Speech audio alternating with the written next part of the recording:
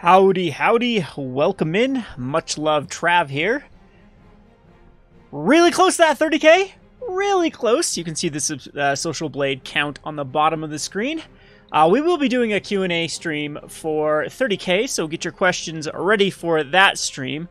We'll try to do a whole Q&A style for that. But for today, I just want to play some Arena and celebrate the long journey it has been to hit the 30k. In all honesty, this will probably be my last big milestone. The channel's kind of plateaued off. I never expected to ever hit 30k. I don't know, maybe we'll get 35, 40k, but by the time it starts to hit its just the diminishing returns of what starts to happen with the old YouTube channels. But anyway, it's been fun. It's been a lot of fun to interact with the community. Speaking of interact, I'll get to your chat questions here. I know I was kind of dead here for a while. But anyway, yeah, this is just finished a league in between rounds for Pauper. We were playing Pauper here at the store, and I actually played 7 games while waiting for other opponents to finish their matchups. And this one was a 7-1 finish with the good old Oketra's Monument. I still cycle between Oketra's Monument and Ronus's Monument, usually based upon the quest for the day. So that is... I mean, both the Monument decks do very well in the meta. They do very good against Ramen-Up. The only time Ramen-Up beats you is when they have their insane draws with like double Magma Sprays, 1 drop, 2 drop, 3 drop, 4 drop, Hazaret win type stuff. But for the most part, the Ramen-Up Reds are pretty easy. Oketra's Monument is still a really good deck versus the good old white-blue control. A lot of times they settle the wreckage and clear a bunch of tokens, and you just go get a ton of lands, and you can actually do stuff with your resources, like when you hit an actual Oketra, or the Legion's Landing or Arch of Araska can help you back in those games. So anyway, we're gonna go ahead here, and we'll go ahead and get the treasures here, or the prize here for this particular league. And we already get an X'd out card here, which is a Sky Marcher's Aspirant, which is a great card. Let me know if the sound is too loud too with this game. Anyway, and we'll get to the rare, which is the Dream Stiller. Not a bad card. For more like sideboards though, it's hard to actually justify putting this card on the main board. And of course, Arena doesn't have sideboard at the moment. And we get a Razaketh the Foul-Blooded, kind of a bulk mythic for this type of format. Great commander card. So, like I said, we're going to get to some Dominaria. Haven't done any Dominaria drafting. We've grinded about 4 drafts worth if I go on a terrible lose streak. So let's not go on a bad loss streak. After drafting Dominaria a little more in paper, haven't actually drafted on MTG Arena yet or on MTGO. The format is just riddled. There's a lot of removal in this format. That's what I've noticed after playing this a lot. So you can't even rely on a lot of your more bombs. It's almost like you really need to go value in this particular format. But let's get some quick drafts going here. And if you have any questions for me, feel free to shout it out in the comment section. So, Robert, you're enjoying the Monument Green. I'm glad that that's about right. I get about 5.5, I'd say, wins per run. It is a little bit janky, but it's really good. Elvish Mystic and Aronis Monument is such a good feeling, especially when I have a Vizier in hand. And there can be some pretty crazy draws with the Wild Growth Watchers and the Samut and the Gishoth. A lot of times can win games out of nowhere. But let's go ahead and get this good old quick draft Dominaria started. So we can't pay with gems because I went on a horrible... I went on like 3 and out with the last Hour of Devastation drafts I did, and it had nothing to do with what I drafted. It was just some of those terrible variance draws where you flat out or didn't get any lands. And if you hit those kind of those bad little bumps like 3 games in a row, or in this case, like more like 9 games in a row. It's like I won like 1, 2, and 1. I think with my last, it was terrible. Anyway, hopefully we can not get that particular variance happening this time around. So right off the bat here, we have the Howler the Firefletcher. I kind of have a rule of thumb, so I don't like to take anything that has dual colors in the first pack. I do like the Howler the Firefletcher when you can actually get a kicker deck. This is a very, very good card. We also have the Shivan Fire, which is very good removal. The Dark Bargain is good fixing, but we have the Eldest Reborn, which is just a bomb in this particular format. The Legion's Mastery I've never been a fan of, and We have, what is this? Curator's Word enchant permanent, enchant per extra when it leaves the battlefield. If it was historic, draw 2 cards. Yeah, we don't want a card like that. So I think this is a pretty easy pick with the good old Eldest Reborn. This has each opponent sacks a creature or planeswalker, each opponent discards a card, and then you get to put one back. So I think it's a lot more powerful in like a constructed deck where you can actually set it up, but it's a fine pick for this particular format. So Squee is a very good card. I don't think that it's something that has a lot of synergies with cards that then can utilize it as a resource. We also have a Vicious Offering. Skizix is okay. I think in other formats this card would just be a bomb. However, in this format it's just okay. There's a lot of things that can easily just chump it. And if you don't pay the kicker, you have to pay to make it a 5/3 for 5. It doesn't feel as good as just a one-time shot. The Gideon's Reproach is just insanely powerful here. We have the Get You Chronicler, and by far this is my favorite strategy to go, is the Get You Chronicler with the Soul Salvage. So I'm already an Eldest Reborn, which kind of fits with this Get You Chronicler type strategy. The Vicious Offering also goes in that particular strategy, and we have a Gideon's Reproach, which is just probably the best card in here. Like I'm feeling like I want to take the Get You Chronicler, but I'm going to take the Vicious Offering just because we're already in black. I think that all three of these are on about the same power level here. Squee, of course, is a pretty decent little choice for this deck too, but yeah, it's definitely between these three, and I think the Vicious Offering has the most, being able to be in the most decks as the biggest bomb. All right, so we have a Sulfur Falls here. That's a good one to pick up for limited. We have another Chronicler. We have a Fungal Infection, which is also a good card. The Grow from the Ashes is a great fixing card and ramp card.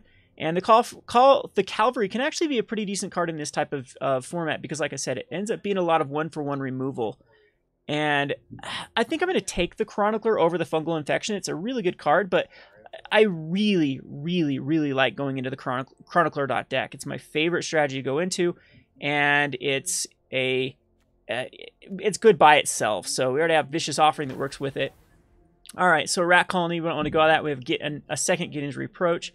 Apparently, how this format works, though, there is no wheeling. It's like it's taking a draft based on other people have already drafted it. Someone in the comment section might be able to explain this better. Yeah, it's not quite bots. It's like people that have already picked out of this pack and the picks that are left over. So I don't know. I don't know exactly if I'm making sense here. So I think the Sapling Migration is the best card here, or the Gideon's Reproach. I typically like to just take the removal but Sapling Migration is a very, very powerful card. I think it has, again, probably the most synergy with what we have here. And again, I'm not the biggest fan of going into white in this format. I feel like it kind of dirtles out unless you, I mean, there are definitely some strategies like blue-white is really good. Black-white can be good too, though, so I don't know. Maybe I'm undervaluing the Gideons here. The Navigator's Compass is good if you have to go into 3 colors. Adventurer's Impulse can help fix or help you find, set up what you're looking for. The Orcish Vandal has the most upside. There's actually some pretty sweet combos with the Orcish Vandal to then return historic cards back from your graveyard and rinse and repeat with the Orcish Vandal. I typically like to take synergy cards because that's the way I like to draft, is then like set up a very interesting draft rather than just play kind of a stock type draft. I'm not a fan of getting 2-for-1 for cards like Dub, Blessing of Belzenok, and Demonic Vigor, same thing. I'm not a fan of those. So between Navigator's Compass, Adventurer's Impulse, but I'm going to just take the Orcish Vandal here. Again, it's got the most upside. In this pack, we got another Navigator's Compass, a Syncopate, a Fungal Infection, a Keldon Raider, a Warlord's Fury. I think the Fungal Infection is the best card in this particular one. Sorcerer's Wand is bad if you actually read it. It does damage to player or planeswalkers, not to creatures, so this can get... This is just not a very good equipment, in my opinion. So you can go mill with the Homered Explorer. Again, not bad picks here, but the Fungal Infection is the right call, in my opinion. Drudge Sentinel can actually be pretty good. Don't underestimate these Keldon Raiders. They're actually not bad. 4/3 that helps you draw a card. Corrosive Ooze is a fine 1/1. I'm not a big fan of the Ancient Animus. Oh, it is instant speed. Yeah. That put a +1 counter on target creature you control if it's legendary it fights. That's kind of the problem, though, is a legendary. The Healing Grace is actually a very, very powerful card. But again, we haven't taken white. We've passed a lot of white. I guess in a real draft, I'd be avoiding this because, you know, we passed 2 Gideon's Interventions. So I think Keldon Raider is the right pick. When in doubt, creature out. We get another Keldon Raider that we can put in this. We have a Cabal Paladin, which isn't a bad card. 4 mana for 4/2 whenever you cast a historic spell, it deals 2 damage. I think I'm heavier. Well, I'm pretty 50-50 here. Keldon Raider I think works fine with what I'm going with though over the Paladin, just slightly. I mean, I'm giving it a slight edge. All right, so let's just match it. So it does wheel. I don't know what people are talking about. They said there was no wheeling when someone in my last comment section. Dark Bargain here goes with the Chronicler. Unfortunately, the Chronicler is not coming. It was in this pack, wasn't it? I believe it was. There's a Dark Bargain. I think that just take the big beater creature. This isn't actually a terrible card, a 7/6 for 6 mana. And then we have the Thallid Omnivore, which actually works pretty well in the... I don't know exactly what deck we're going. Of course, we're headed more black-red than anything. Warlord's Fury can actually be pretty good. Rat Colony can actually pay off if you get enough of them. Let's take the Rat Colony. And Demonic Vigor is a little bit better, and there's a Warlord's Fury. So those last packs were kind of bad. We get a bomb of a bomb here. Ariel Knight of Windgrace. Now I'm kicking myself that we didn't take those Gideon's Reproaches, because we already would have a very good black-white deck. So there's another Chronicler in here. So here's where I have to make a decision. Do I really want to go into white? There's a Seal Away and an Ariel Knight of Windgrace here. Both of those are insanely good. This card is just a mythic bomb. This is a very, very good card. I don't think there's many cards you'd pick over that. We're already heavy into black. Like, all of our black cards here are actually playable. Demonic Vigor is okay. We haven't made the 100% certainty that we're going to go into red. Our red isn't very splashable at all. In fact, not at all with Get You Chronicler. So, unfortunately, the Seal Away, this is just a very good card as well. The Deathbloom Thallid would be the best if I was, like, sure I was going to... Well, I'd take the Get You Chronicle over it, but the Knight is a card that just wins games by itself. So here's a Gideon Reproach. We could have 3 of them in a deck if I would have taken those earlier. This pack is pretty bad. This is a very bad pack. We have a Juggernaut. We have the Aven Sentry can be okay. You can hook it up with many equipments and it can be all right. But this is just an easy pick, the Gideon's Reproach. I'm going to try to go into black and white if I can, just to make the Ariel Knight of Wind work. Hey, I appreciate the sub. Look at those unsubs. People trying to make sure that I don't hit that 30K. You guys are rude. Gideon's Reproach. Here we go. We have Call of the Cavalry. So, okay. So now I really have to decide what I want to take. Demon Lord Belzenok, though, is just another pretty decent bomb. A Flying Trample 6/6. I don't think I can pass that up. Unfortunately, the Soul Salvage is going to be in this pack. The Chronicler is also in the pack. That is a really good rinse and repeat strategy. The Thallid Soothsayer is a very reasonable pick. And then it's Demon here. And hopefully the Call of the Cavalry wheels. And it makes a sound. So we get a nice little gift of an Eviscerate. It's actually very, very decent in this particular format. And I think that we don't need to look at anything else. We'll take the removal. And let's see here. Cast Down. Cast Down gets completely this late.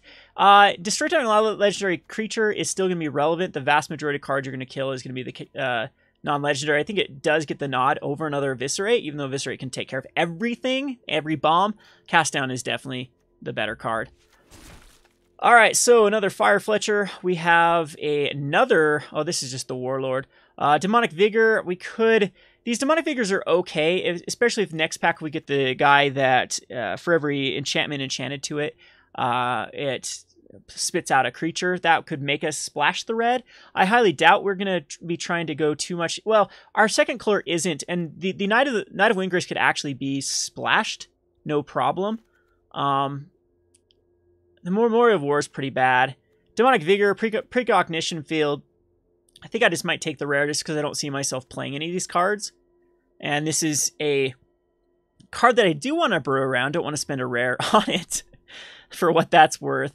The Gift of Growth is actually a very good card with the untap. It's such a good combat trick. So Demonic Vigor is probably the right pick just in case there's something else and I have to play. We're gonna be bad and take the Precognition Field. Another Fungal Infection comes by. The Calgo Skin Witch isn't bad. It's a really good card, too, in the Get You Chronicler strategy, because it's a card you can then get back and then unload your opponent's hands. The Cobble Paladin isn't terrible now that we know we have 2 legendary creatures, but that are going to curve after it, most likely, but Fungal Infection's the right call. We just want to get to our bomb.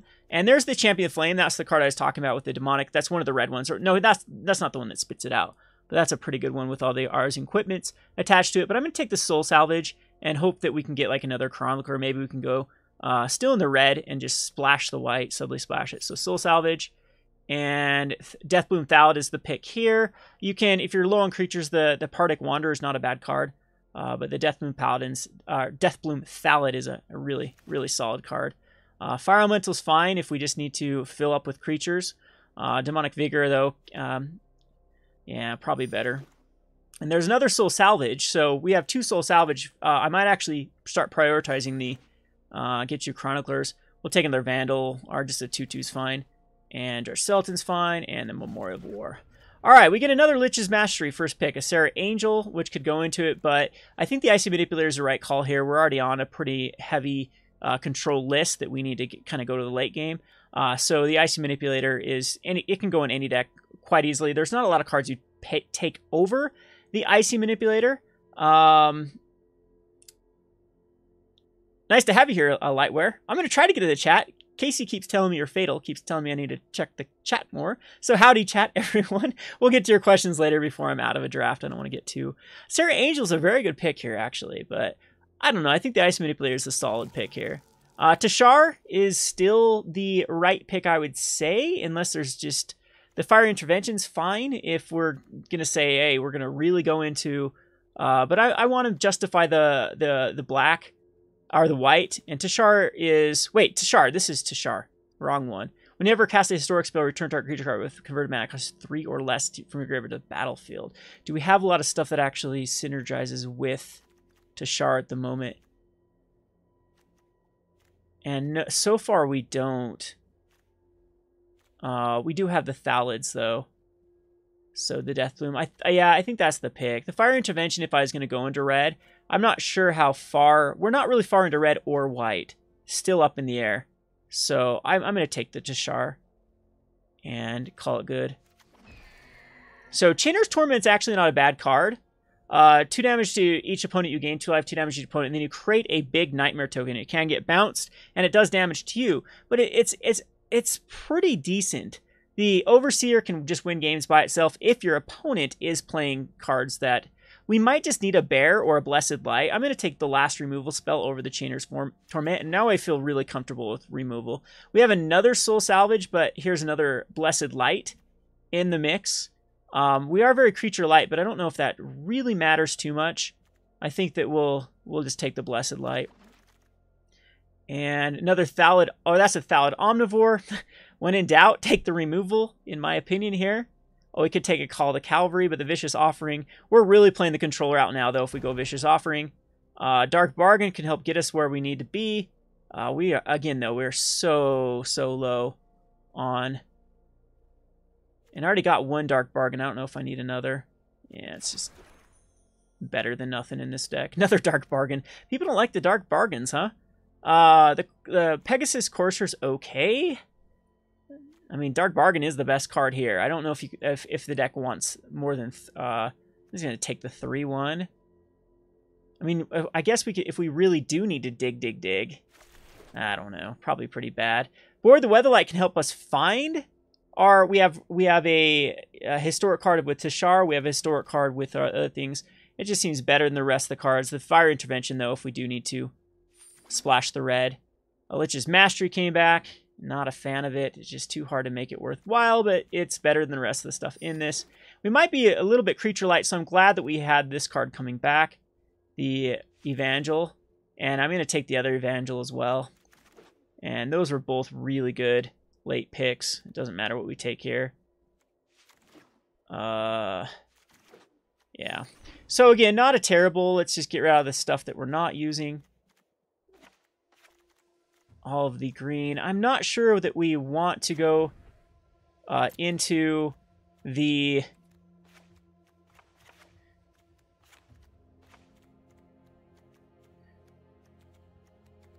Okay, so we're 47 at the moment. I don't think Demonic Vigor really works with what we're doing. We have a lot of removal. The Chronicler, I think it's going to be too tough to make the red work. Even though we are really, really low on... I mean, the thing is we have the Soul Salvage combo with the Get-You Chronicler. So it makes me really want to throw this combo in here. But it requires a lot of red. It requires double red to do so. And I don't know if I feel comfortable with the double red. The Rat Colony is just bad, though. And that would also allow us to have another removal spell. The thing is, we are so low on... yeah, I think that's how we'd have to do it. It's just those two be subtly splashed in. We don't have a lot of white, either. Blessed Light, Ellis Reborn. No. I just don't think it's going to get there. The Dark Bargain, yeah, I can take out the Dark Bargains down to probably a 2 of. I think we need... It's just, I think this combo is just too good to pass it up. Of course, we need to add lands here. It would probably need to be 3. Well... And we'd have to run the Dark Bargains to get there. So this would be 15 lands here. We'd want more plains as well.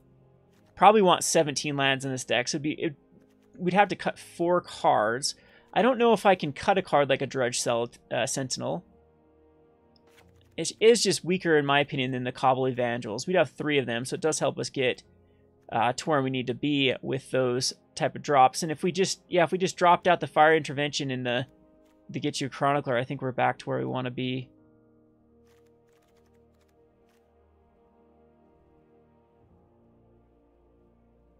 Because to make the Teshar Ancestors Apostle worthwhile, I think I need to have these Cobble Evangels. Maybe I'm just overestimating Teshar. How many historic spells? 1, 2, 3, 4? Yeah, actually, whoa, what did I just cut? Did I cut anything there? No, I didn't. I actually think Teshar is pretty lackluster here. So we're gonna be a little bit risky with this deck. Run 3, 10, 4, and we want to bank on. It's probably actually more important than to get the mountains than the plains.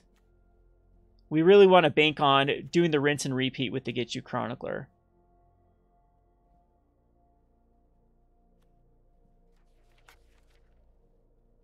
So I think just 3 Dark Bargains is too much. We can cut down to 2. And I hate to cut a creature, but maybe the Evangels just don't do a lot. I mean, we are very low on creatures, but I don't know if we necessarily need them. I mean, they work with the Thallid. I don't think I can go down to 16 lands. I think that this is a 17 land deck, but we do curve out at 6 with a Fire Defense, Ellis Reborn. No, we have Blessed Light. We definitely want the hit land drops every turn. So, need to cut 1 card.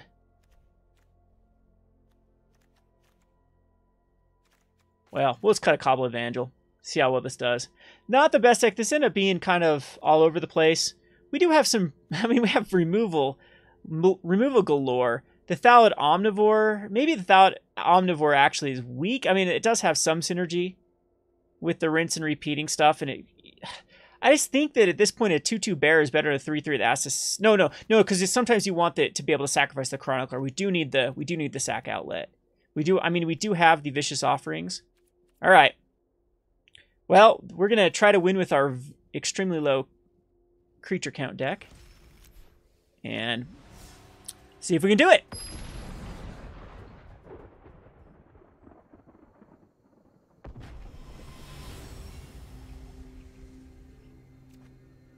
All right, we can keep it.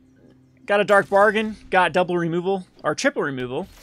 Don't want to be playing against a blue deck, though.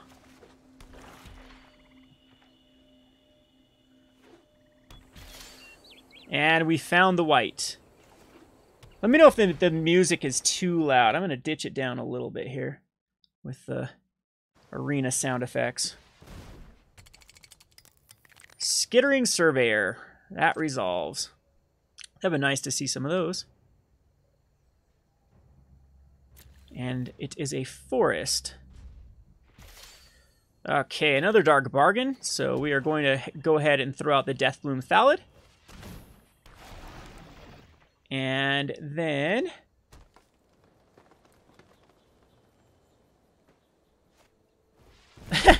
it's always nice to have to play against a Karn in Limited. Have a forest. At least, ugh. That's just gross. That's just gross. Let's see if we can actually beat a Karn. I don't know if I need to just kill this to get in for the 3 damage. No, I think I'd rather have Dark Bargain. Appreciate the sub, Anonymous. See if we can get to 30,000. We're almost there. 1 sub away. And Karn is going to take the damage and end the turn here. The good news is Karn isn't that great in Limited. I've actually faced it plenty of times before, and a lot of times it just dirtles. Like this has got some good double deep freezes. Okay, it got double last time. And got double this time. Hey, 30,000! Thank you, Andrew Kahara. Andrew Kahara, you are the 30,000th sub. Thank you for subbing to this madness that we call Rogue Deck Builder. And we'll get, 3001. Another sub after that. All right. See if we can maintain 30,000. Well, I appreciate everyone that's been subbed for quite a while. We'll get Zach in here to crack some Iconic Masters packs later. All right, Deep Freeze on the Deathbloom. Now I got to focus on the game to know exactly what's happening. And we're going to Dark Bargain in a turn. And we're going to throw the Get You Chronicler in the graveyard and keep the other 2, I think. Yeah, it's fine. Choose 2. So we're going to choose that one and that one. Okay, so Blessed Light cannot exile a Planeswalker. I have a feeling this Karn is going to be really, really tough for us to deal with. And we can use a Vicious Offering to make a 1/1 off the Deathbloom Thallid. But, man, Karn is going to be a pain.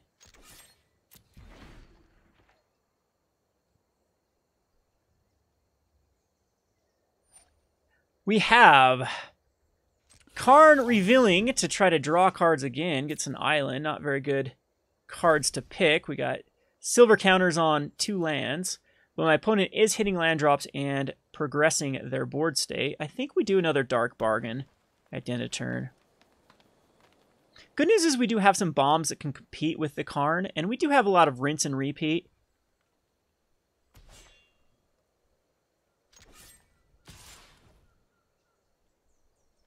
Okay, we'll block. Gonna get something out of attacking? What's out of green that actually triggers off attack? Is there anything at all?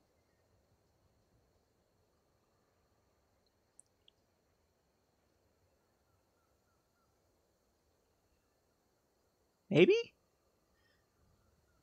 Good news is we have enough cards in our hand that can remove basically everything. Unfortunately, I'm going to do another Dark Bargain in a turn. Who's going to mill out first, the Karn or me? So we definitely want the Soul Salvage to start rinse and repeating. And I want the land to keep hitting land drops, I would assume.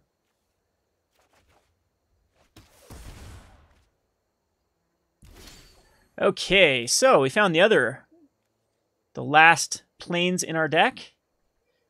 And we don't have anything else in the graveyard to really 1, 2, 3, 4, 5, 6, 7, 8. So we'd have to discard it in a turn.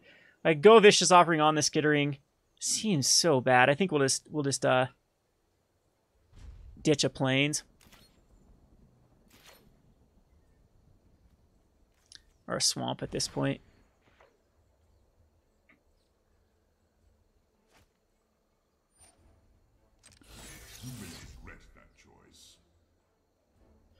Well, I don't want my opponent to have either one of these. That's a strong card. So the divination my opponent can have. Now I gotta try to figure out a kill Karn before the temporal sundering can occur. Yikes. I don't know what my opponent is waiting for, too. What kind of bomb they have that I have to answer. Academy Drake kicked is fine. I hope my opponent attacks with that Skittering Surveyor again. Do it. No, okay. So I'm probably going to Vicious Offering here. No. Yeah. Kicked. Which one's which? Choose options.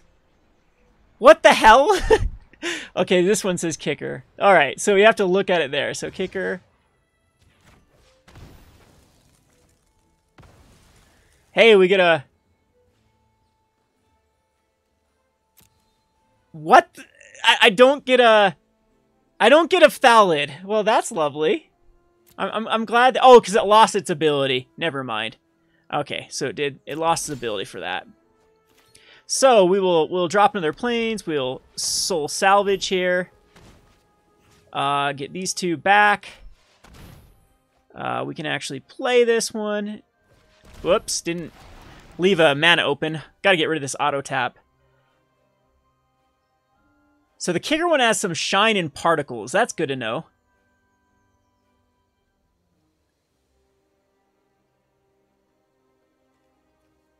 I mean, can our opponent possibly mill? Who's milling?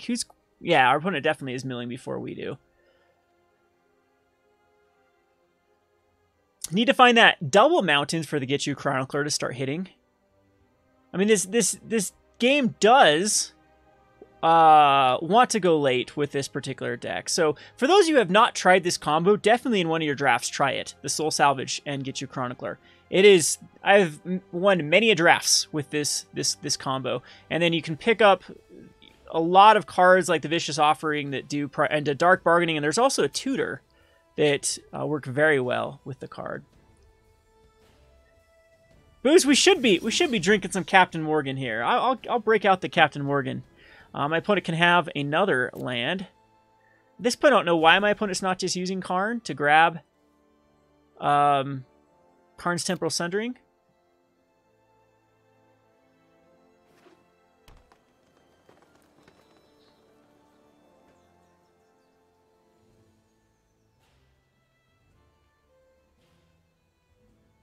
And my opponent is being incredibly slow here. In Bolas's clutches, huh? Okay, I'm glad I didn't give my opponent something potent to kill me with. We do have a Get Your Conquer, but we still need the other one for... Jeez. Yeah, this is just... We'll end the turn here. That's a problem, I guess, with having a low creature count. Haven't found either one of our bombs either. And yeah, we're just going to end the turn here.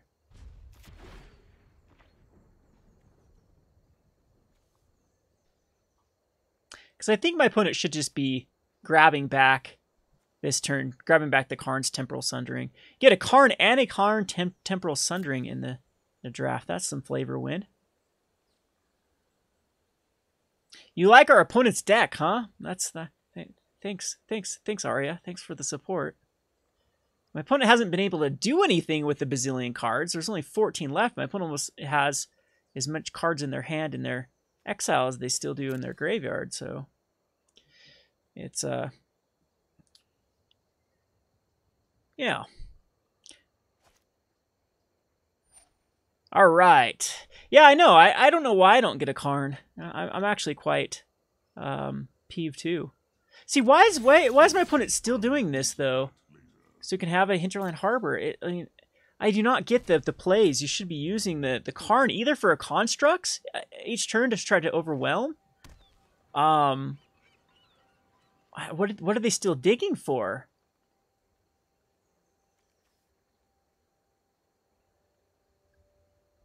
I mean, the good news is we can actually handle 2 bombs. Just give first strike on the jousting. First strike. Well, this is kind of lame. So we're going to go Gideon's Reproach.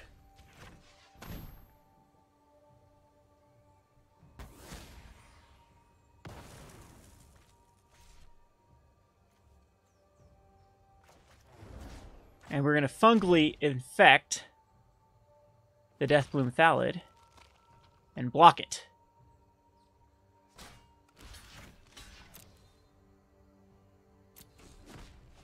Now my opponent does get the green Saproling token to hook up to a Jousting Lance, which is very annoying. But we at least get our Deathbloom Thallid back. I would like to find another Corrosive Ooze. I don't think we care about a Corrosive Ooze.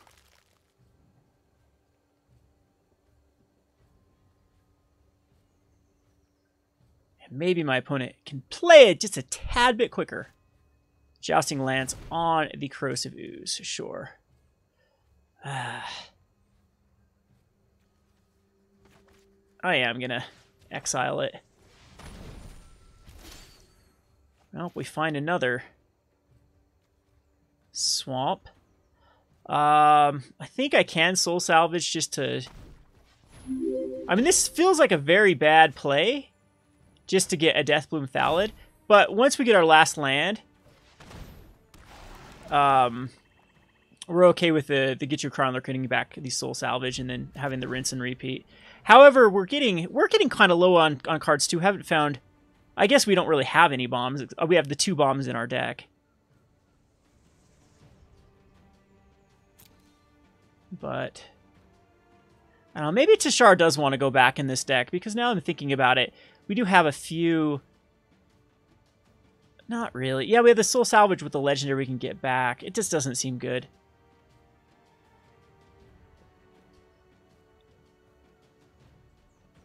Alright, just plus that Karn again, so we can get you milled. Down to 11 cards. There you go. Get back the Karn's Temporal Sundering, right? No! Got back the Time of Ice.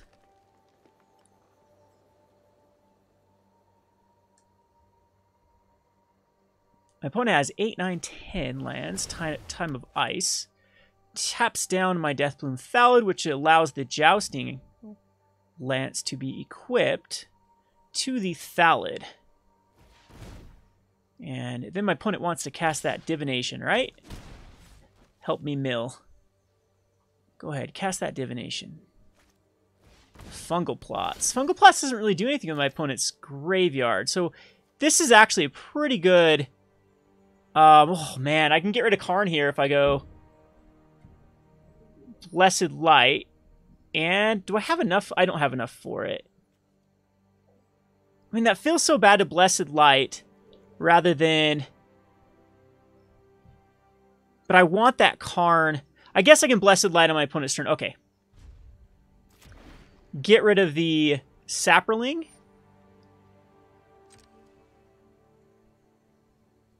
And then we can Eldest Reborn. I guess that's the thing. And then get my opponent's Karn with Eldest Reborn eventually. I mean, where's the flavor win here? Okay, that's gonna...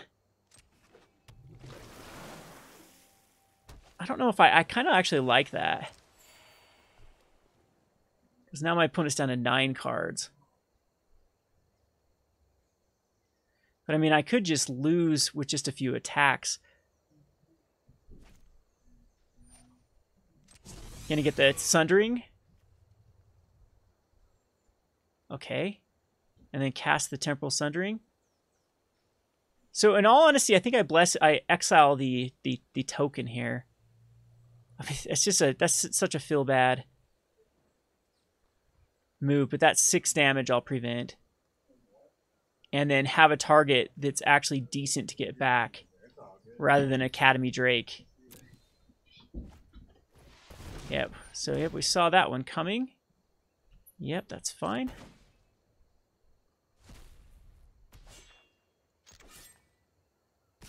Yeah, it's such a bad use of a card. I don't know. I don't know if if there's any way around it. The Time of Ice. So wait, the Time of Ice went back to the hand? When did I miss that?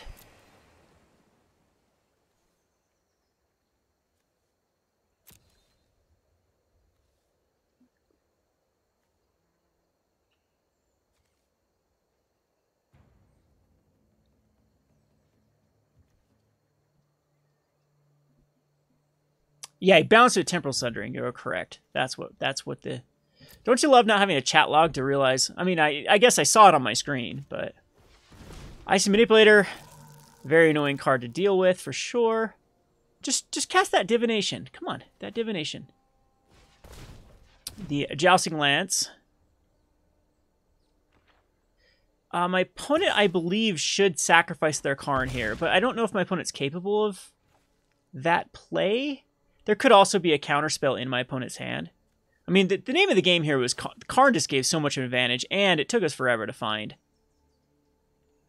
a decent...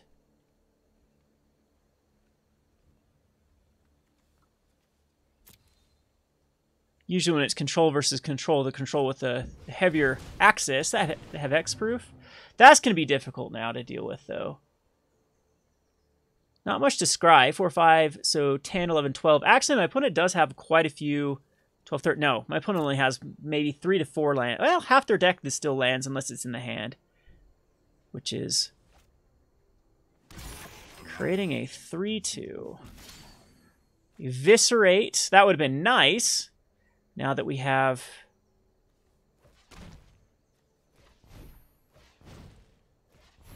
five. Yeah, I don't think I'm coming out of this.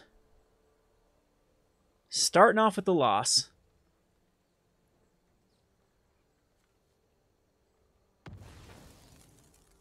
And Eviscerate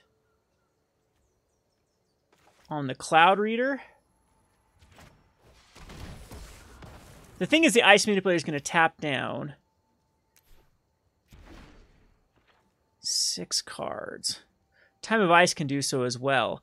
I mean, my opponent should just make a creature, I believe. I do have another Vicious Offering that can give me a blocker.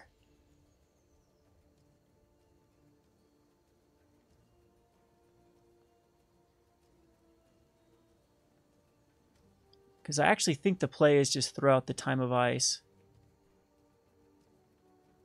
Yeah, Natanaru, that's the exact same thing that ticks me off with the Scry. Yeah, Time of Ice is the correct play to tap down, because then they can tap down my red source at the beginning of their upkeep to really mess me up. I go down to a 1 here.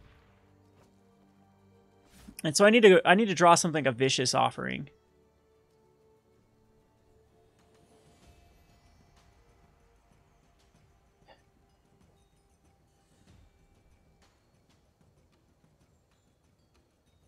My opponent can't really play any lands, only 6 cards left.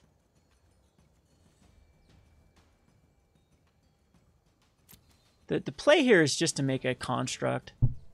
Or is there anything else in my opponent's exile that's any... Or that's actually pretty good too.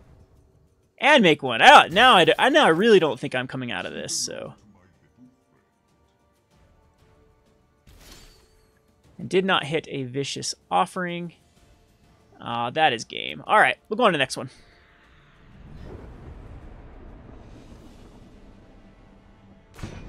So that wasn't fun, starting off with the... You know, I wasn't really impressed how we ended up with our draft. There wasn't... Maybe I should have just stuck with red and not really got... We could have had like 4 of the 4/3s discard a card, which would have worked really well with what... And a bunch of Get You Chroniclers. I don't know. It's tough. That was a tough pick at that point. This is keepable, I think, with the Demon Lord of Belzenok. This is Belzenlock. And we have the Soul Salvage to get it back a bazillion times. However, a 1/1 is going to be a rough card for us to deal with. The Ariel Knight of the Windgrace is fine, though. I probably need to put the 2/2 back in. I might be just a tad bit removal heavy. And we have a Rat Colony. So, Vicious Offering is nice to take care of the Rat Colony, which we will do, but allow our opponent to try to put like a dub on one of these cards. And then 2 for 1 them here. Who called it? Who called it, chat? Who called it?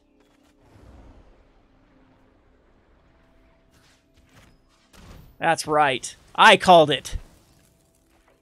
However, we need to draw a land, or... Oh, there's our land. Something to do here. No soul salvage. And not get beat down by this rat poet. Oh, the tragic poet, or the tragic poet can get it back. However, we get our bomb. It is a bomb. It needs to just not get eviscerated. We are never going to attack in versus this deck, or block versus this deck. So if my opponent attacks in, we are just going to let it go. We get another land here, and can this... Yeah, I do not attack in here. I do not attack in. I'm not going to run into a get into prevention. The way that we win this is just to create knights. So we are just going to... I could Eldest... No. We want to spend our mana, and we're not going to pass priority, so... No attackers. The only way I'm attacking in is if my opponent is out of mana. Because Gideon's intervention is very, very prevalent. We saw 3 in the packs that we tried to open. But, yeah, just sack that Tragic Poet for a dub. Because that dub's actually pretty good versus us. I do have the Fiery Intervention to get another... Hey, Rusty! That is I think that's my very first sponsor. How come it's not giving the sponsor button? I made a sponsor button. I guess I'll have to make sure it's actually working. At one point in time, there was a sponsor button. Chainer's Torment. All right. We have a lot of... Hey, that is. Yes, we do have a sponsor. There we go. That is the little sponsor. Rogue Deck Builder icon. Appreciate it. You are my very first sponsor, Rusty. I don't know what I should... There's got to be something I can do to reward that. Alright, so...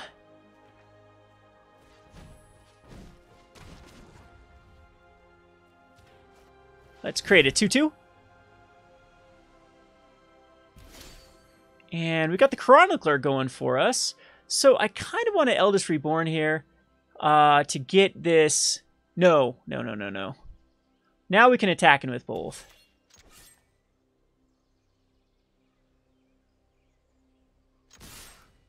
Yeah, because this has Vigilance, right? Vigilance and Vigilance.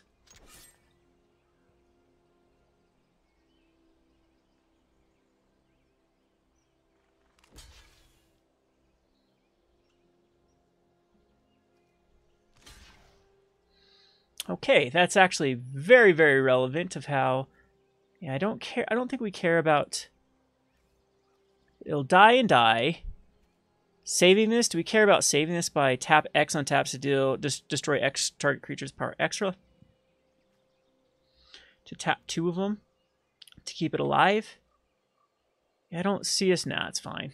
Because we can just make one. And then I don't want my creature tapped for a seal away.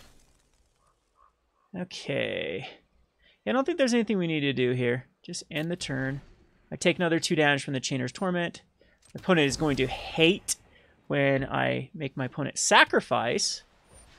Okay, maybe not. Let's see here. So we definitely want to make...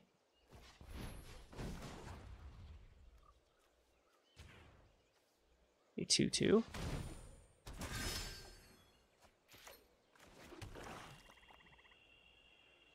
Oh, this is perfect. This is beautiful.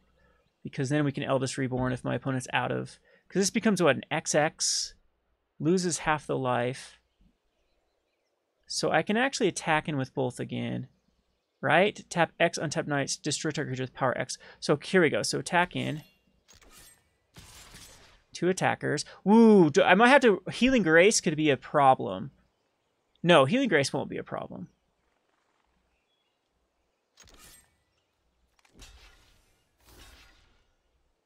If that's fine again, that's perfect. And we don't need to do anything here either. The Tormentor comes out, creates a 12/12, and puts my opponent down to a 12. 2 cards left in my opponent's hand.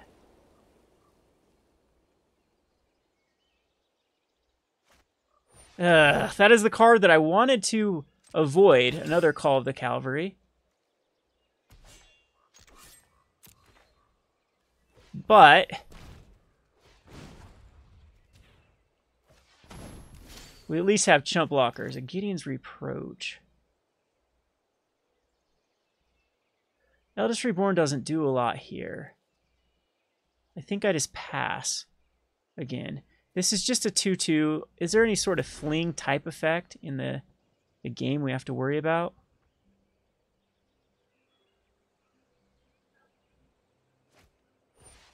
Soul Salvage, yeah, not the biggest threat, except we need to get this 2/2 out of the way.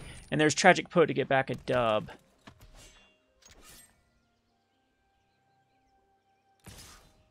So I'm going to block here. And then kill off one of these knights, or do you want another knight?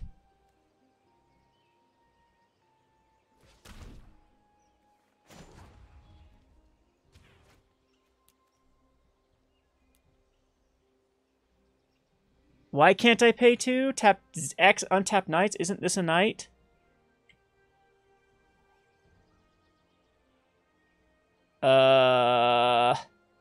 Z Z Z Z Z Z Z Z Z Z Z Z Z Z. How do I cancel? Fucking game. Alright, so apparently it's not letting me select a value of higher, so I guess we'll just pay X. I didn't click on the Tragic Poet earlier, did I? Oh my hell. Yeah, it wouldn't even let me take it back either. So, we get a Chronicler back that can get back. That's fine. That's actually... Now, do we just... Demon Lord, I'd have to lose a Demon Lord. Chronicler, I can still...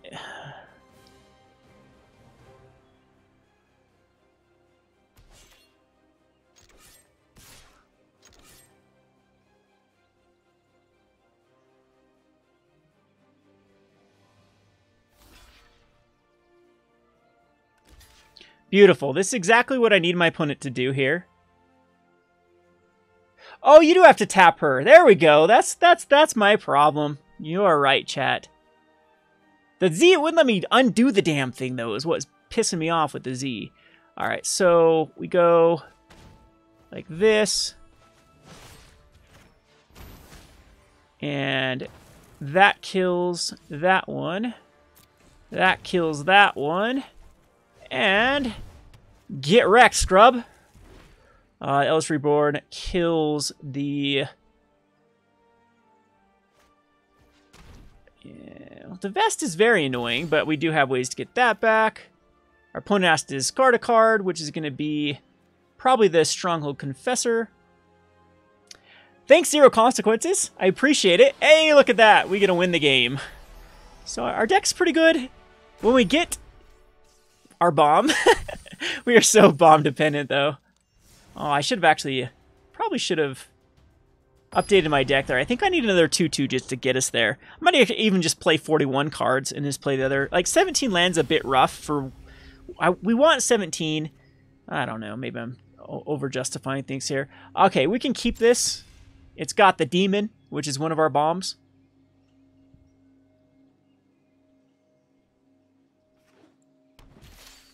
No first turn Llanowar Elf. Does this person even know how to play Magic? Come on. You play Forest, you play Llanowar Elf. And then it gets fungal infectioned. Yeah.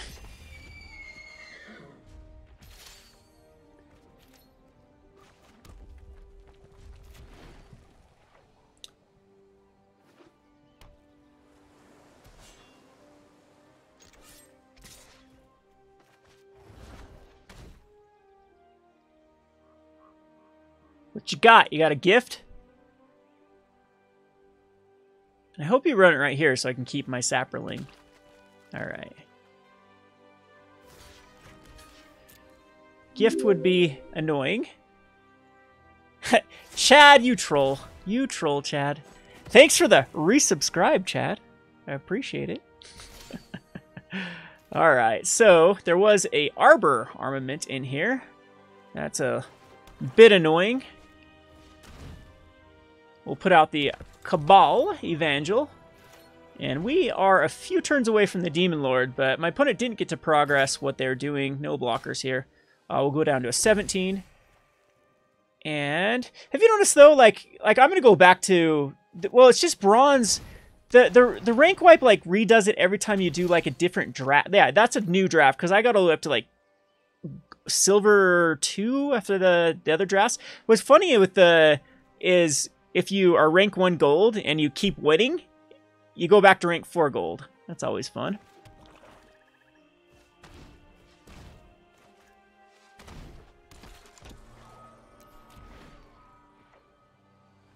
Now, if our opponent attacks him with this Mace Unicorn, that most likely means there's a pump spell in hand. Okay, so what we're going to do is I'm just going to divvy off the blocks this way. Not going to go on the double up and lose things. At least at this my opponent will have to. Oh, I really thought that my opponent was going to save one of those.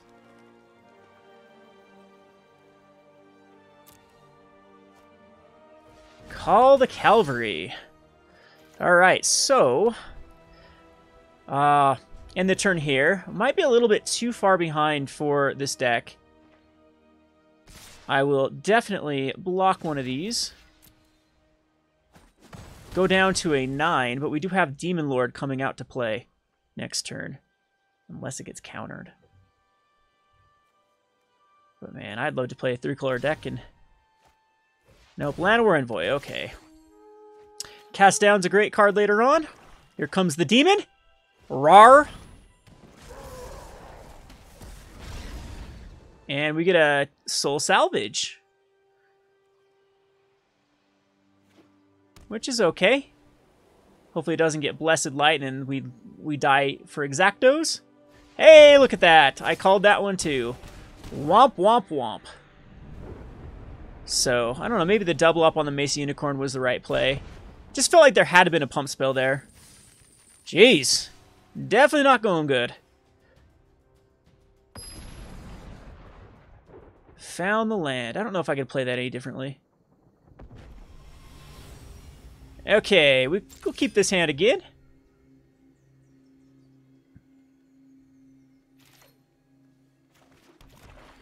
Gonna go first this game. Get the double dark bargains. Hey, see, this person knows how to play Magic. They do put an elf out first turn. I don't have the STD this time. That's just Magic. Come on. Come on. Why you do this to me? I have 2 Fungal Bloom, or 2 of those in this deck. A Rat Colony. What's up with all this aggro? Do people not get the memo that aggro doesn't work in this format? Oh well. We have a Death Bloom Thallid.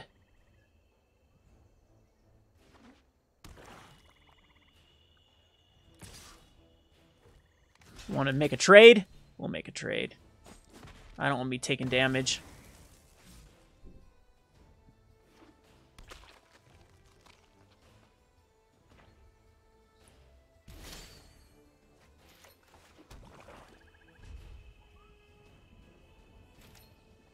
Nothing on my... No Slimefoot. That's always nice. Yargle. Yargle's very annoying. Okay, that's good. We'll take the cast down. Can't actually kill... do I actually take the cast down or just the mountain here and the... Definitely this one. That sucks. I want the mountain.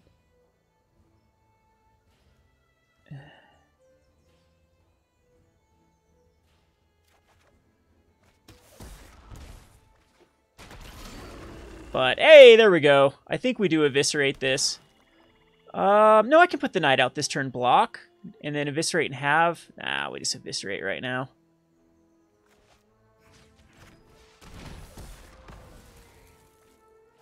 Dude, I could have put the Soul Salvage. Yeah, I should have put it in the graveyard and then Soul Salvage it back.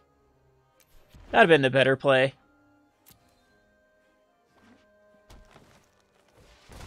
Well, I'll just have to kill that too. And I'm going to do this. Is there any... I don't know if there's any hexproof in this format. But we'll just kill it right now anyway. We'll use our instant speed at a sorcery speed.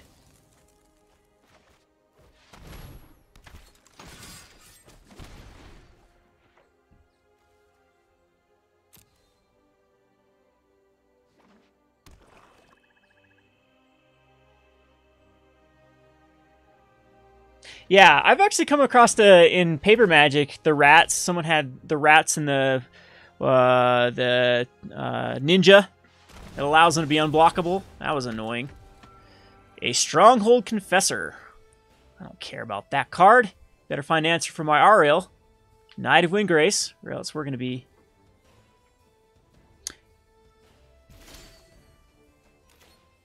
There is Indestructible in white. Yeah, that's the only thing I can think of that could help from a cast down. But it doesn't matter. It didn't affect our play there. All right.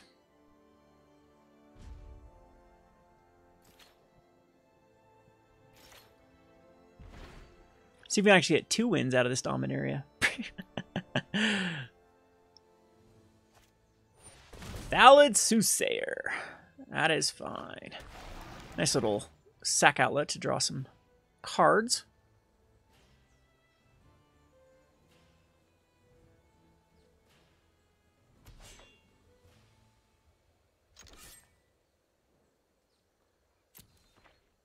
And there we go. We'll create a tutu. And Dark Bargain. And not throw away our mountains this time. We're gonna keep 2 mountains and throw away a creature. That's what it's gonna find. Hey! I was right on the 2 mountains. Vicious Offering.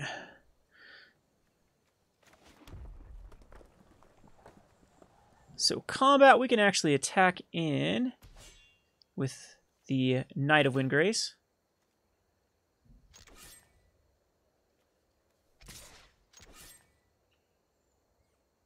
And sack in response if there's multiples on it.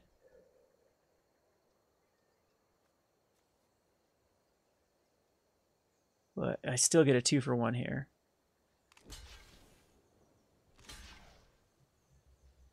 Sacrifice a creature. That works. So I don't even need to use the Vicious Offering here. I can just... I'm going to be safe, though, and kick it. No. That's fine. -2, -2. Oh, I better kick it. I better kick this. There could be a gift. Gift still my guy loses, so...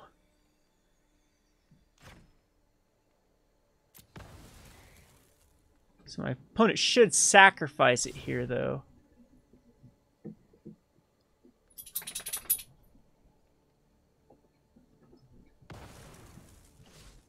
Really? Nothing there, huh? Yeah, okay. So, let's just... Do I have enough to actually make... No, a knight. I think I just want to kill the elf. Just so my opponent can't get another card.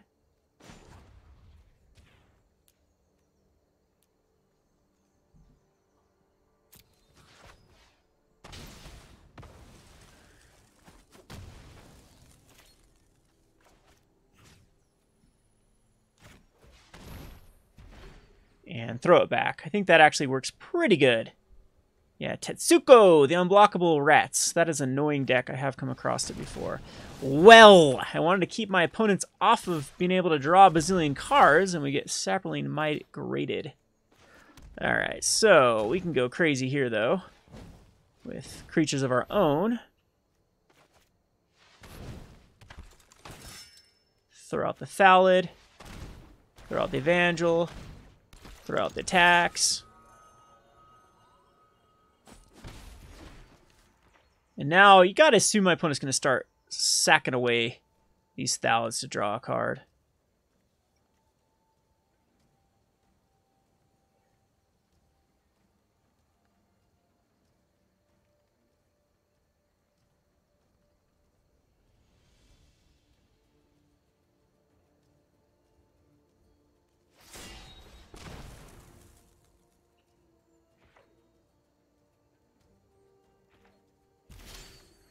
Well, that was rude.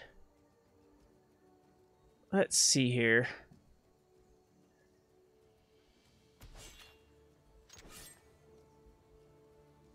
We'll get in with the Death Bloom.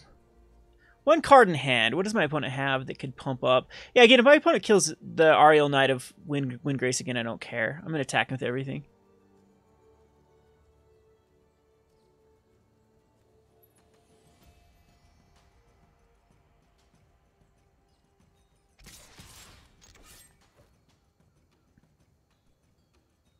When all of these represent drawing a card, I think we need to really wheedle down our opponent here.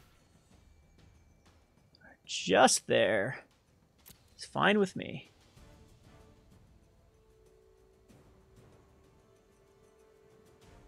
Gonna sacrifice. Yep.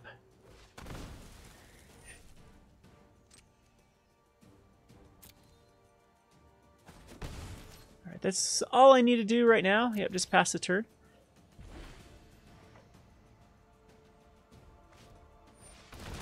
Alright, so do you know what? I actually think this card is more of an issue than a Death Toucher.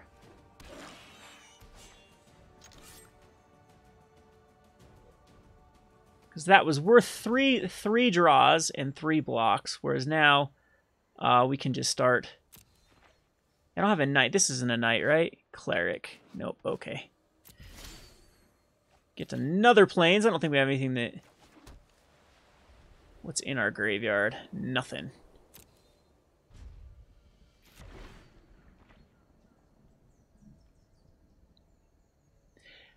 What's up, Efren?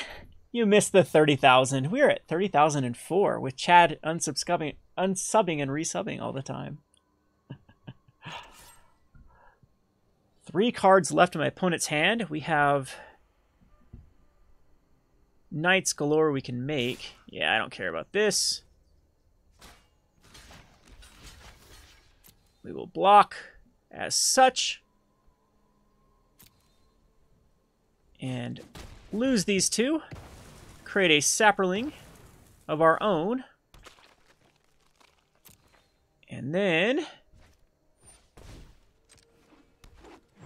another Llanowar Else. Jeez. Where's Slimefoot? Opponent needs to cast that Slimefoot. Slimefoot would give us some problems for sure. Soul Salvage for the 2 Death Touchers? No, a Stronghold Confessor. That's unusual. My opponent's going to get... oh wait, it's 2 Feral Abominations. Okay, that's pretty good. And just again, this is a bad use of resources, though. Just putting out 2 more. I don't know.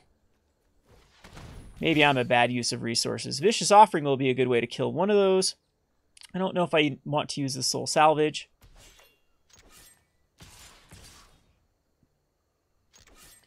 Let's attack in with these 2 to try to wheedle down a bit of what our opponent's trying to do.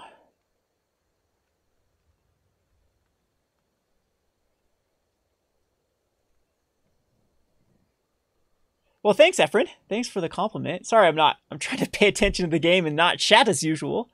We'll do the damage. And yeah, I think the Soul Salvage is not where we need to be at the moment. We'll just keep creating knights. There is the Abomination, which we'll use a Vicious Offering. I probably won't do it until attack. I don't know. There's one unknown. We can probably use it this turn. And yeah.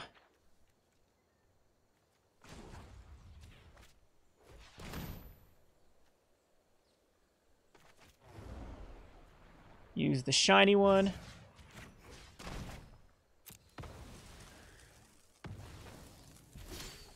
And there's a Blessed Light for the other one. So combat attack with all... This is how I thought the deck would run. I mean, it is a lot of work to get it going, but these are typically the type of decks I like to build. Heavy on the control, and then just have some really good finishers.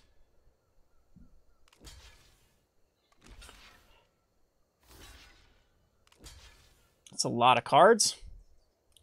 That's fine by me.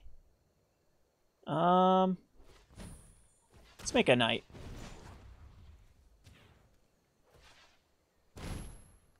And go to damage. We get those saplings out of the way now. I don't have to worry about dying to some random wild onslaught. And there, and there. Ta-da! We are definitely in the driver's seat. My opponent should just cast a Feral Abomination, and then we'll Blessed Light it and win. The Goblins Gates of Afterlife deck on Arena, Rusty. It's a pretty solid deck with the ability to have the sacrifice from both the Fanatical Firebrand and the Skirk Prospector. It allows you to fill up your graveyard very quickly and then have the Combat Celebrant to usually get an extra attack phase and then get back like a Siege King Commander. And that's a lot of times enough just to win. Alright, so Blessed Light here. And that is lethal. Yeah, there you go. Yep, that's fine. Make me do additional. Okay, sure. There we go. Hey, we're almost below 30,000 again. Yeah, you kids. 2 wins and 2 losses. Look at us go. What is Zach trying? Zach's trying to like push over the. Sorry, guys. I need to grab this. Thank you. Have fun. Okay, so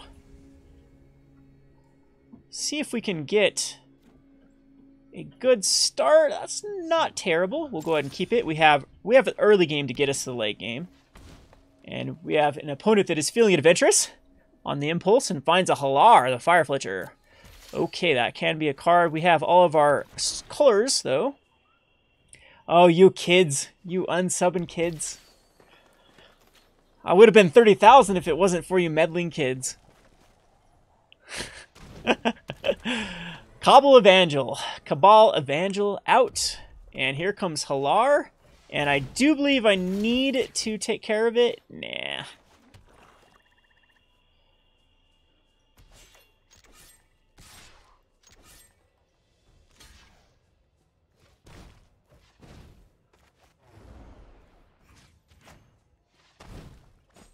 Sure. We'll take care of it. That can be a problematic card. Very problematic because of the problematic storyline of this problematic card. Alright, Gideon's Reproach is fine. And we have a bunch of people that are going to mess with my subscription here. Let's see. Okay, so no attackers. Ay. I guess every time we hit 30,000, Zach's got to crack a pack. What is Zach doing? He came in here and got, like, wood polisher. What the hell do we even have wood for? What are you polishing, Zach? Alright, so Gaia's Protector. That's not a bad card. Throw it out. And go to the combat. We'll get in with a Thallid. See if they want to make a trade with a war caller. I just don't. The whole reason behind this is I don't want my opponent flooding out with cards. I'd rather be making these trades, and then I don't have to again get beat by something. If anyone got beat by Wild Onslaught in this format, it's not a good feeling. So when I can trade knowing that my cards are never going to be any better, and I have ways to get them back, it's worthwhile.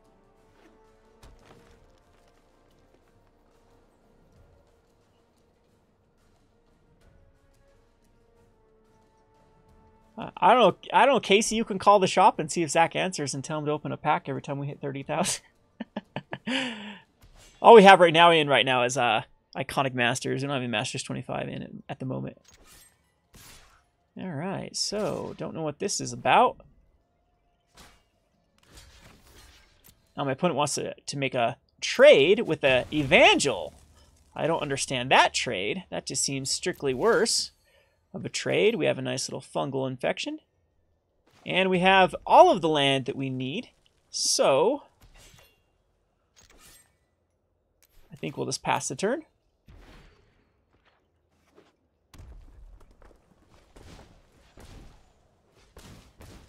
There's something big coming out here. It's the 7/6. Here comes that 7/6. No, 6 mana. Gonna search their library for a bunch of, what's that? The druids. No, you can't cast it without a legendary though. Correct? What are you kicking? Oh, it's the Baloth. Here's the Baloth, right? No, my opponent has the legendary creature and just realized you can't cast the legendary creature. Or, excuse me, legendary spell. What is that legendary spell? Well, that's kind of a crappy Eldest Reborn, but might as well use it.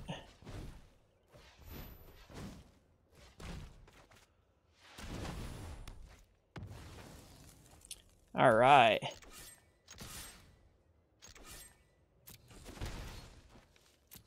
Yeah, what is the legendary sorcery? Yeah, that's what I'm pretty sure that's what's underneath my opponent's hand here. We're gonna see it here when my opponent discards it. See if I called it right. Who's the man? Scout's the man. What you doing, Scout? I got 2 dogs that are... Man, I can't even move this chair because there's 2 dogs on the chair. All right, let's see here. Combat, attack, all attack, 1 attack. And do we want to just Dark Bargain to hit a land drop? I think so.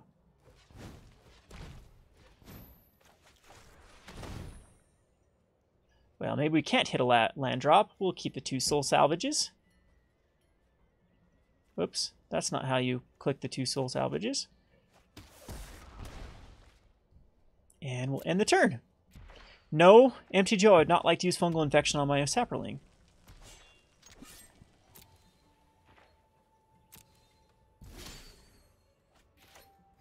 Okay, so I think Halar's the best card here. I don't think anything out of my graveyard's very good. And we actually do have cards that do end up kicking. None at the moment, though.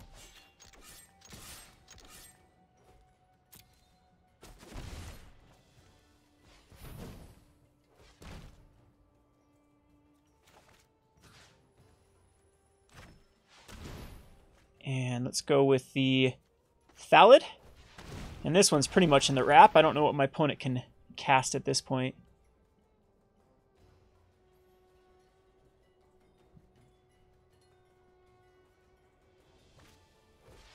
Shift, enter, pass this priority until they do something. Hey, that's actually pretty nice.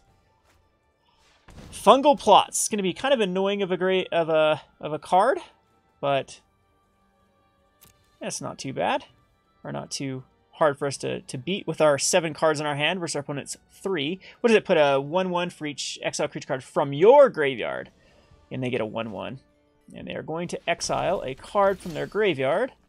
So we are just going to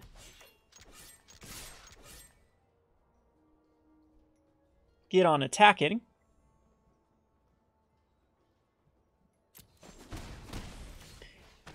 And you know what? We probably should kill that. Let's give my opponent no hope here. Now you have to exile another one and not draw a card by sacking them. Yeah, that looks like a lot of fungal infections. Grun. That Grun, it's a 10/10 Grun. Oh no, what shall I do? What in the world shall I do? Yeah, again, I'm going to be bad and use this instant speed card as a source. Well, we want to get in for attacks anyway, so.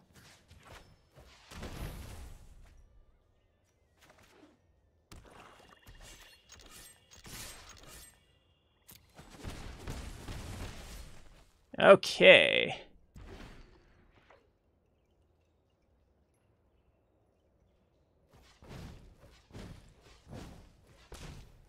I know, it should say non-sapperling creature, right? On fungal infection? Non-sapperling creature. My opponent gets a vicious, or a untamed Kavu that we are going to viciously... let's see, my opponent doesn't have a sack outlet. Yep, combat. Attackers, block. What was that? Control what? What was that?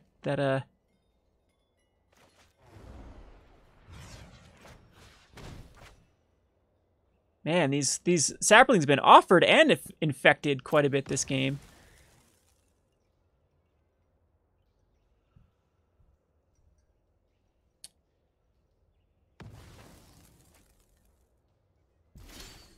And that is lethal. That we are...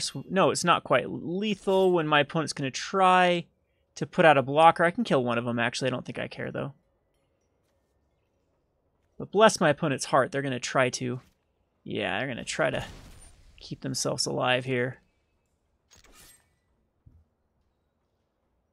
And they get to draw a card, too. Should I Blessed Light that one just so they can't draw a card? I don't think I'm going to. I'll let them draw their card. Shift Enter. Shift Enter. Enter is, man, my keyboard. It's Enter's over here on this keyboard. Okay. My opponent's just going to make this trade rather than... Okay, yeah, that's fine then. What was the point of not blocking two different creatures then?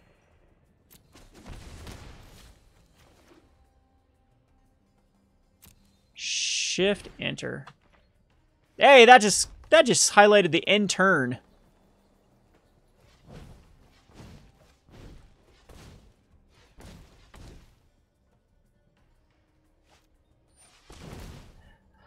That's the card they drew? That's the card they drew. Ah! Just when you think you closed it out.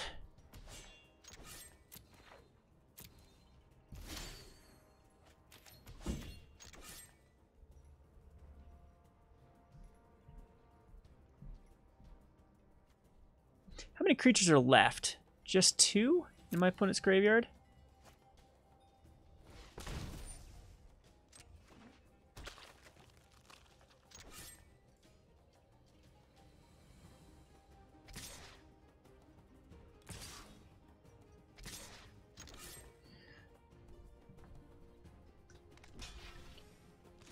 Now, Wild Onslaught's gotta be in this deck, but my opponent's blocking like it's not. And wanting to lose cards? So, my opponent should be just sacrificing these.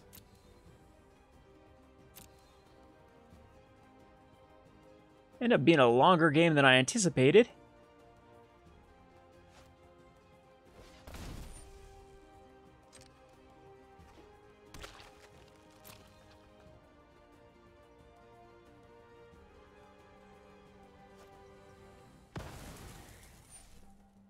Okay.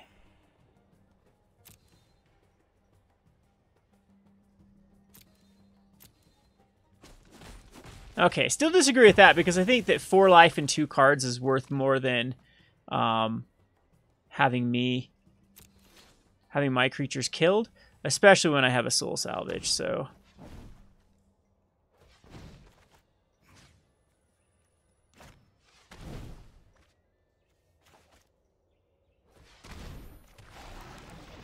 Okay, now we're in the driver's seat, unless there is something else left in my opponent's 2 creatures they can exile. Drew a land.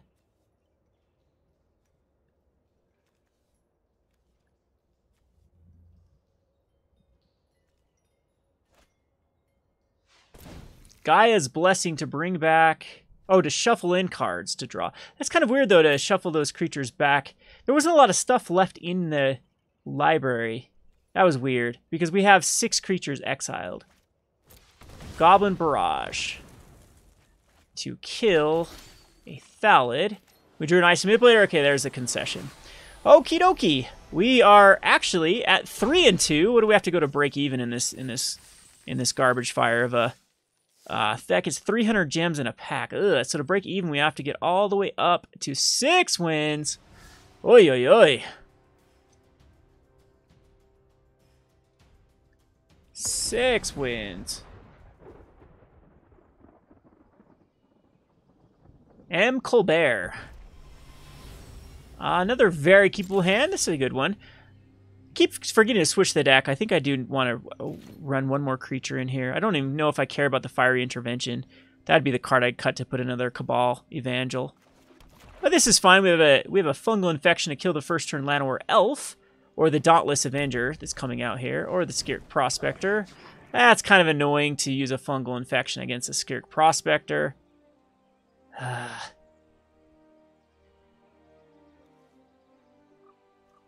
Because I don't get much. Yeah, whatever.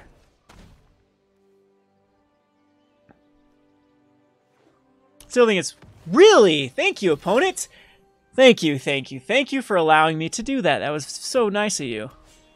To allow me to have that sapperling. What a gentleman. Mr. M. Colbert.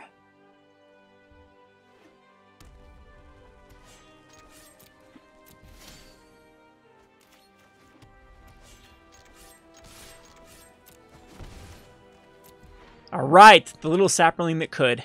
It's going to get us all the way. We need to draw a black source. The Chronicler, just going to cast the Chronicler, huh? Ooh, look at that top deck. Top deck. And we have a Soul Salvage to keep getting it back.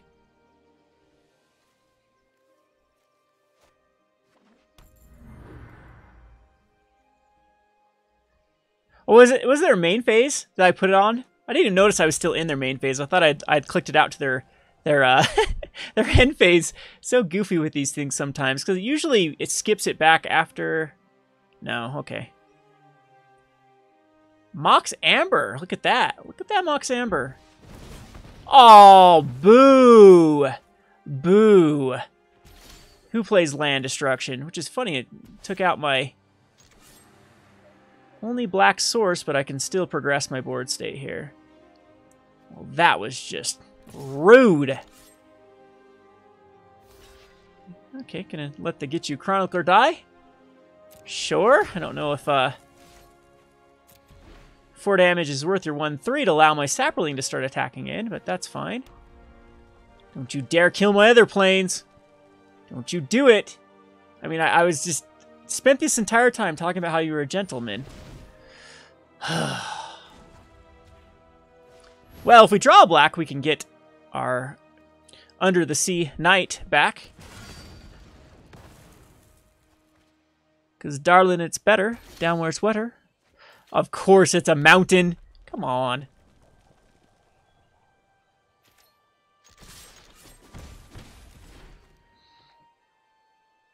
Good news is, the vast majority of our lands left in our deck are of the swamp type. Squee. I don't even think I attack in here. Because Squee can just keep coming back. Hate to lose it this way by a random land destruction and unplayable card that someone just put in their deck. But it is what it is. Oh my god. What is this crap? I don't even care. We have like very few. I guess 17 lands is not good either in this format. We need like 42 lands.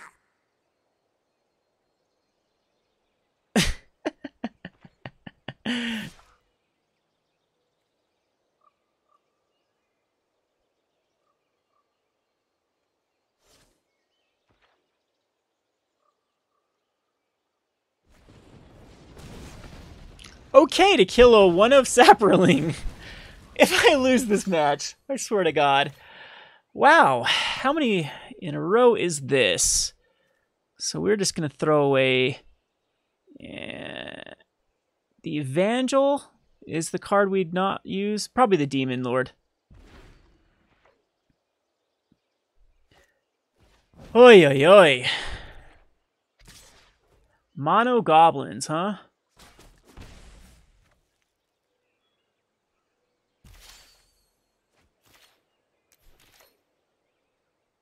This is absolutely ridiculous, but I think we will just throw the Evangel away because we can get it back with the Soul Summons. Yep, the Squee and Skirk Prospector to gain net down 2 mana. That's a great combo. So any land can get us out the Icy Manipulator. Any black land, which is the vast majority of our deck, we have 24 left in what we have 10 swamps, and well, 1 in the graveyard, so 9 out of 24. So 4 lands, 5 lands taken care of. We still have, yeah, it's a no, we still have 2 mountains in here, 3 mountains in here too. So my opponent is going to throw away. No, does not have a card. The Chronicler.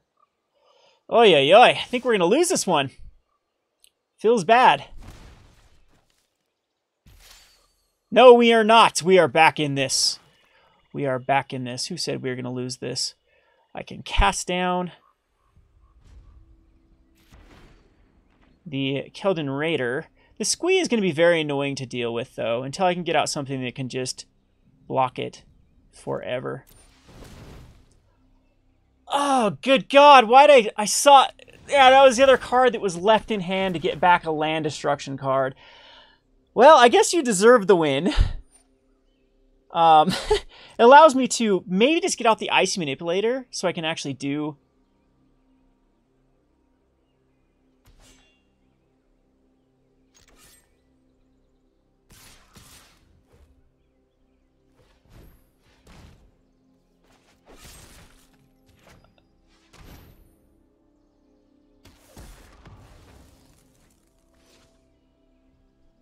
Yeah, just take the damage. Hey, there we go. Okay, I can calm down. We're all good. Everything's good in the hood. I can actually cast the Ice Manipulator and hold back a... Because the Eldest Reborn's just awful here. We could Blessed Light Squee. You know what? That's probably the right play. No, no, no. They can just sack it. Oh, I'm glad that happened. Oh, no, they can... Squee they can cast from exile, too. Why was I thinking it was just from the graveyard? Now I'm really screwing things up. I caught myself right as I was going to hit that, as usual. That was definitely the wrong play. Oh, Jesus Christ. And now we have a Goblin War Chief here with a Squee.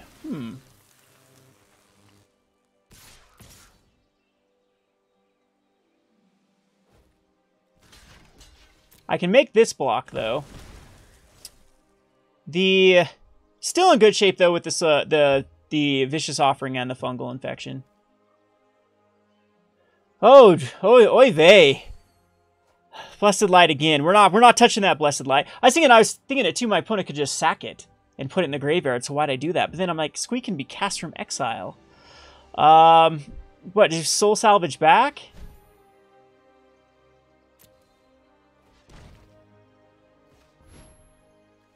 And probably just the Evangel at this point.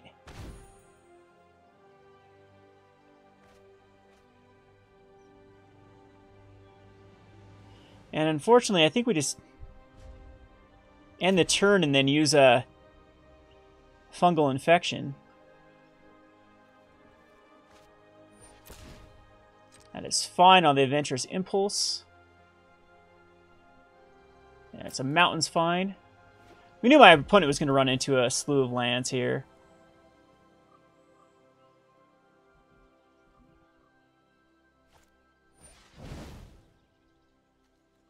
Well, let's hope our opponent allows us to squee this instead of sacrificing it. Okay, thank you, thank you, thank you. Kills that swamp. See if we can keep the swamps alive. The Chronicler can get in here. But we'll have the Ariel of the Knight of the Windgrace that's coming out again, and hopefully... I don't know what that's about. To sacrifice for a red. You don't have Squee to activate. A Goblin War Chief. Ugh, another Goblin War Chief. So I'll be taking 3 this turn.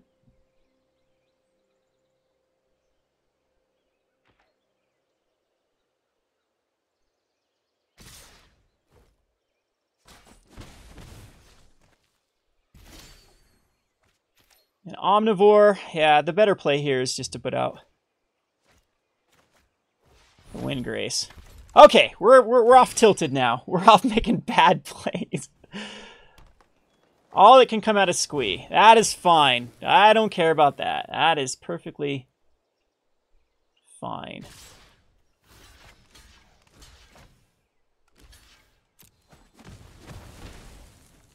Can cast Squee again. Sure. And we found another land. Thank you for the other land. So I think here we can just go the Evangel and keep up a Vicious Offering. or keep up the mana from the Ariel.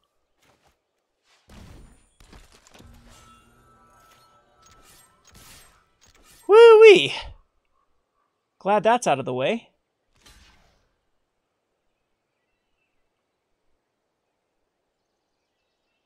And that's fine. My opponent's got a lot of lands left in the deck to have to draw into as well. 4, 5, 6, 7. It's gone through. How is this? Did they eventually? I missed how they got back the. Okay, it was Natural Spire that got back the Warcaller. And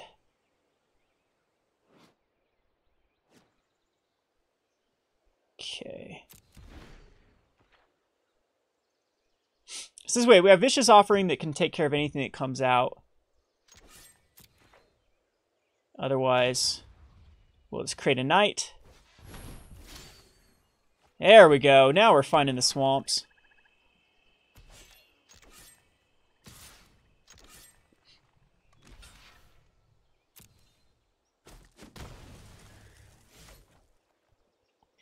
And here we most likely just want to... Eldest Reborn seems kind of weird at the moment.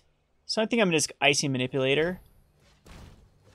No. We want to keep up the mana just to utilize for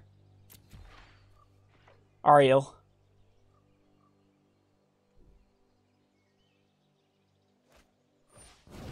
Another Goblin. Goblin.deck. I didn't think it was possible to draft a Goblin deck. There is Squee.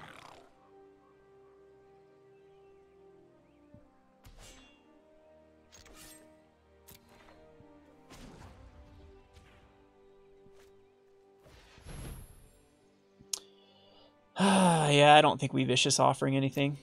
Let's wait to some more lands where we can do doubles. So now I can actually cast we'll do a Thallid Omnivore here.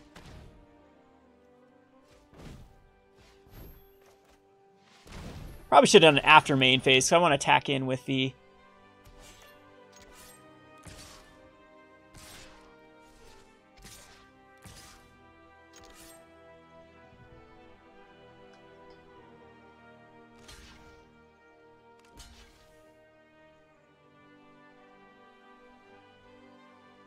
That is fine.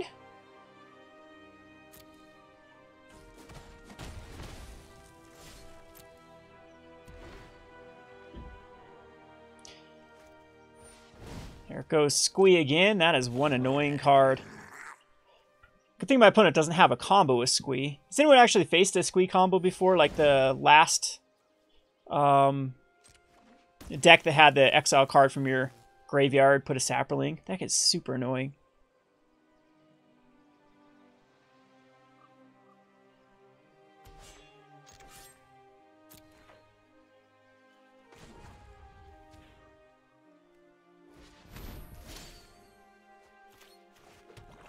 So we found our swamps. I don't know what I was freaking out about. I'm going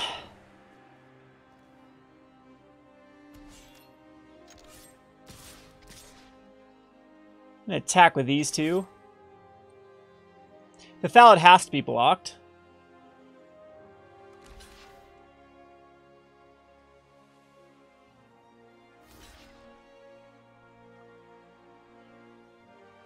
That's fine. And we'll slowly grind this out. There's Squee for the 9 millionth time.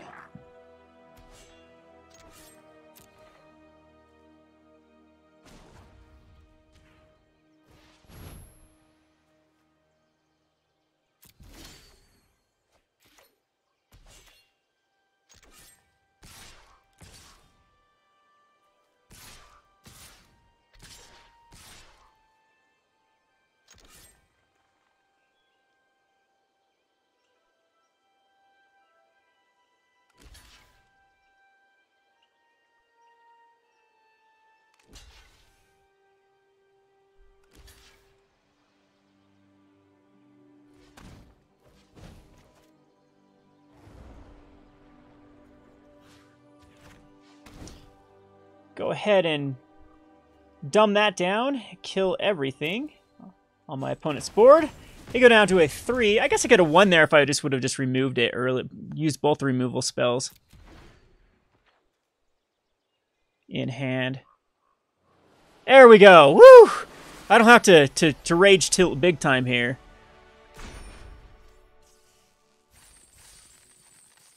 Four wins. We can actually salvage this. Can we go 3 and out? 3 and out. That's all we got to do.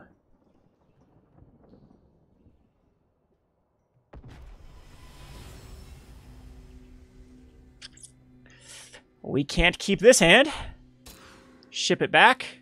Have both of our splash colors.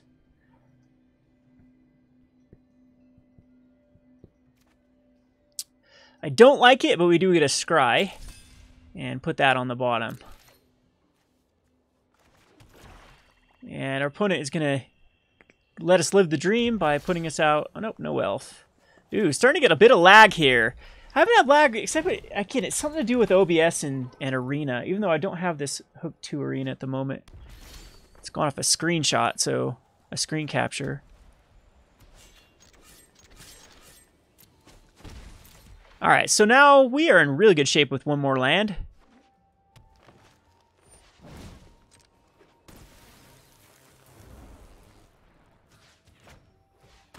We have to play against another goblin deck, huh? Not on my watch. I guess this 2/2 bear is just going to have to do the job for now. Don't you dare play a squee. We've already had enough of squee. There we go. That's what we wanted to see. This is going to be a quick game. Opponent missed the land drop. Don't have the 5 damage spell. It doesn't matter. We can still salvage it back if so.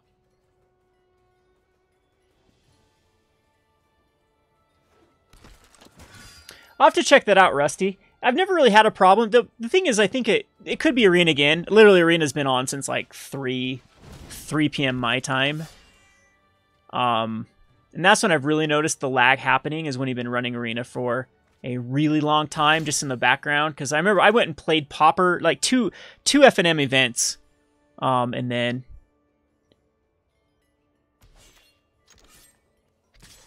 this is a huge tell here from my opponent, but yeah, that works.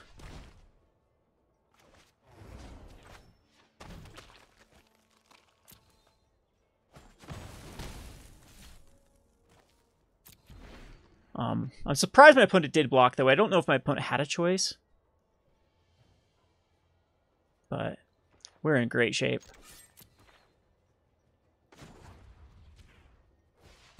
Such a good card. Like I said, this is like mythic worthy in Limited. But huge flavor foul. The Ariel's not a merfolk. Come on. What's up with that? Does WotC not know their Disney movies?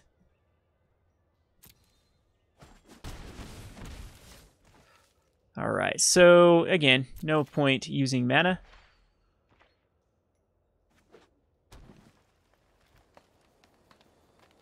Hey! Woohoo! We started off this stream very, very sketchy, and now the deck is actually pulling through. So I'm actually going to change the deck. I'm going to take out a mountain. No, the Fire Invention. Do we need another one? I think I'm just going to take it out for the sake of. I'd rather have a little more. Whoa! What did it just try to do here? What just got thrown in? I just tried to click one card. Now I really have to look at this. Cast down. Cobble Evangel was brought in. Gideon's Reproach. Fungal Infection. Rat Colony. Get out of here, Rat Colony. Deathbloom, Drudge Sentinel. Drudge Sentinel is actually not that bad of a card. It's just, it's so mana intensive. I can see the point of putting it in, but I'm going to take it out. I still like this Get You Chronicler, if we can get the... Okay, here we go. Now watch us lose this match because we needed we're going to draw a Cabal Evangel and need a Fire Intervention.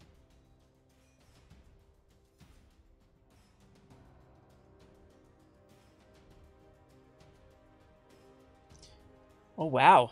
I don't think I've ever seen this go to... Oh, 17 seconds. That's like a record on Arena for trying to find a Blade of Mist. I'm playing against a Blade of Mist, everybody. Blade of Mist. Wow. Wow deck. We'll keep this one. This one's fine. Got everything a girl could ask for. Yeah, we'll keep the fungal infection on top as well.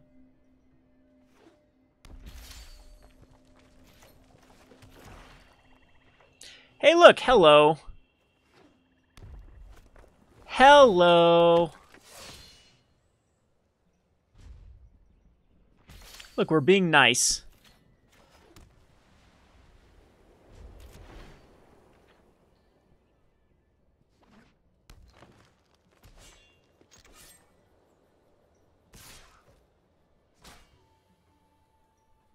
I'm not going to use it because this is... I'm not worried about a 2-2 with my next play being a Thallid. That's the reason I'm not running the Vicious Offering. I think a lot of people are too trigger happy on removal. I'd rather keep a Vicious Offering for something that is more relevant, and same with the Fungal Infection. Fungal Infection can kill like one of the 3-1s. There's a lot of 3-1s in these type of decks. This I will make the trade. Again, I'm okay with just trading the damage right now. If my opponent does run amok, okay, that's fine. Gets it out of the way. We take 3 damage.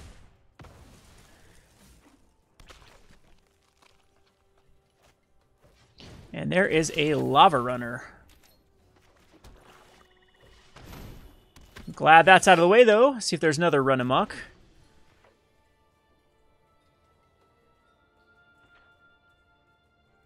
Really? An attack on this?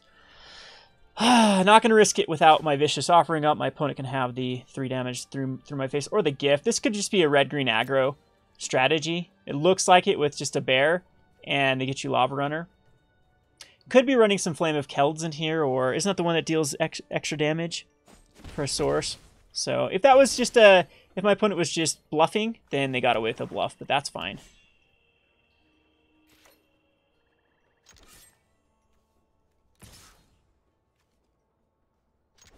See if there is a Gift of Growth that comes down here on the... Nope. And that is that. We'll end the turn. I love these Dark Bargains being instant speed. They are so versatile. I'm probably not going to use this game because we have Ariel. I mean, this... How many games did this card just won? So here...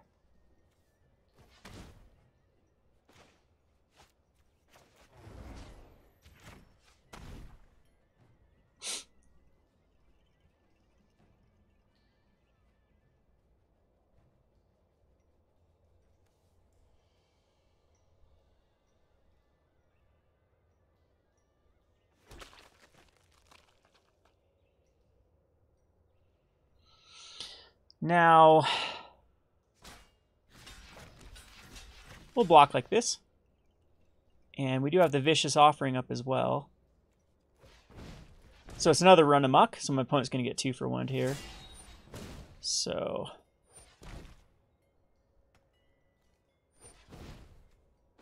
I apologize for the lag. Might have to do a restart after this. Really getting hard to click through.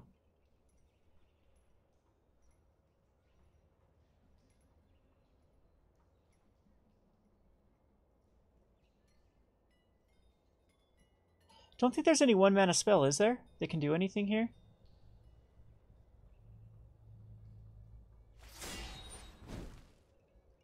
Fervent Strike. That was a funny little interaction. My opponent just got massively blown out. And now we're definitely in the driver's seat. No creatures on board, a bunch of spells used. This is why I don't like going aggro. There's too much very efficient removal in this set. The removal curves really, really well. All of them. All colors have these really nice curves. So you have like Shivan Fire into Fire Intervention. And even a 3-mana 5 damage spell for red. In black you have the 1, 2. You have a Vicious. You have Eviscerate at 4. You have Vicious at 2. You have Fungal Infection at 1. There's a few other... There's another 4 damage on Comet at Exiles. And, I mean, they're all really efficient.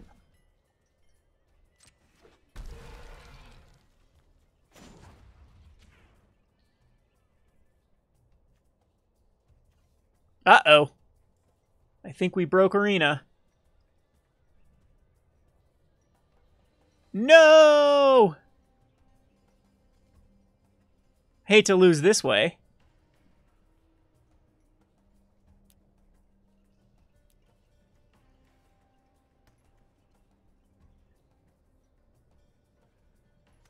Womp womp.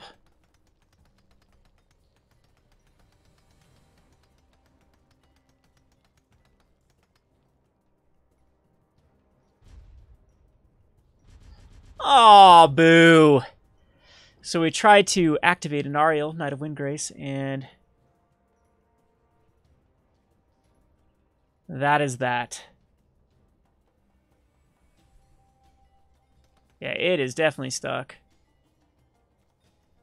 And usually, I don't think Arena's got a way of coming back, too, out of a game. Once you're out of a game, you're out of a game. I hate to go out like that. I think we won this game. You get a knight here. You go Icy Manipulator, just tap it down and swing in for lethal, right? 4, 5, 6, 7, 8, 9. Yep. That sucks. Well, let's see if it... Whoa, what did it do here? Nope. Now it's not responding. Okay, we'll let it back up, see what happens. And if that's that...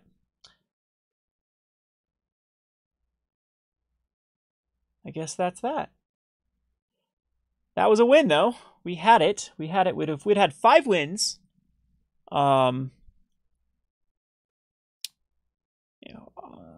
With that Ice Manipulator coming down at end of turn. And that would have put us at 5-2. Don't know how far we could have gone with this. I mean, it might not be over yet, but it's every time I've rejoined, it's I've never been able to rejoin. Yeah.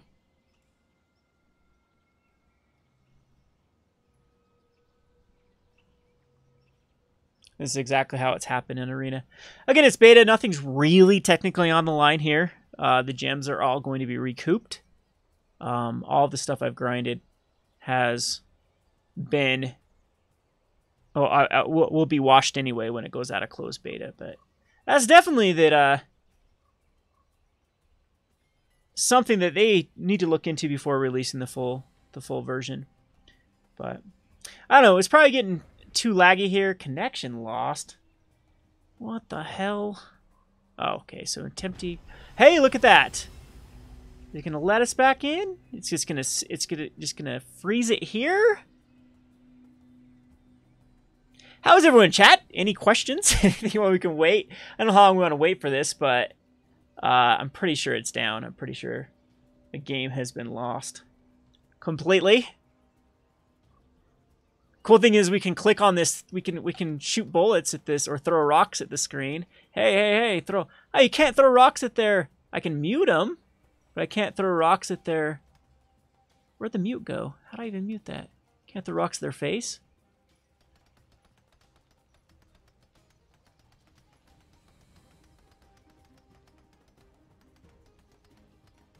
You disagree with my Johnny video, Rusty? Well, I wasn't saying that you replace the dailies.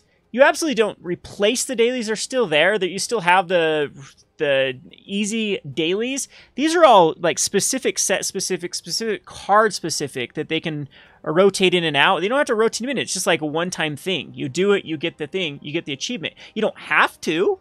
It's all option. It's something you can. If you want to build a deck, because that's what some of the concerns in the chat was, well, what if I don't want to build that and I want to do quests? Well, there will be a ton of them. Like, you should see when Dota creates a compendium. There are so many things to do. Like, I remember, usually compendiums last, 3, 4, 5 months. I don't even finish it by the time that the entire 5-month season goes through. So, wonder if my opponent also got frozen up. Wonder if that happened. We'll see here. Maybe we can eke a win here. Anyway. We had that win. But yeah, what exactly don't you agree with the video? Was I coming off too much like that?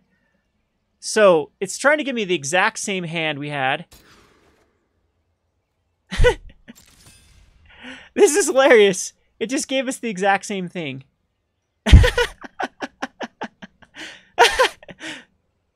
So my opponent has perfect information, though, this time.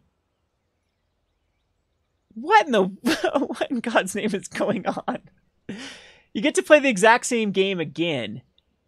So my opponent froze as well, right? No, Rusty, I didn't say that Johnny shouldn't play MTGA. I was actually disagreeing with that Reddit post. I didn't make that Reddit post. That wasn't me. I was responding to the Reddit post because it made it to the top of the MTG Arena post. I enjoy Arena. I enjoy working with the whole biggest issue with Arena, though, is it turns into a pay to win. And I think that the MTG Arena post on Reddit was spot on.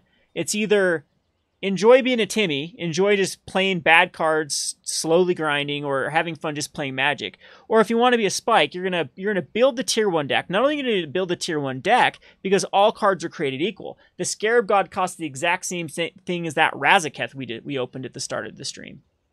So, yeah. I think we're frozen here. How long do we wait for this stuff? So anyway, where was I at with my train of thought? I've just noticed with me, the incentive for me to play Ramen Up is huge. The incentive for me, even if I want to build a different deck, is huge to play Ramen Up right now. Because Ramen Up just clicks through games like crazy. You usually go to turn 5 or turn 6, sometimes turn 7, but you rarely go these long, drawn-out games that I've experienced with like even Oketra's Monument versus control decks. So it's just... in this sort of system that it has at the moment, which it could change, we could get some more of the competitive. But even if you are a Johnny and you want to be building multiple decks, it's going to cost you a ton of money. Whoa, look at that. We get a victory. I don't know if it's going to give us a victory. What the hell? Okay, give us a victory. Hooray! That was actually 6 wins, huh? I thought that was our 5th win. Was that our 6th win? Oh man, this software. We could go 7. We'll keep this one. It's not the greatest hand ever, but we got some time to...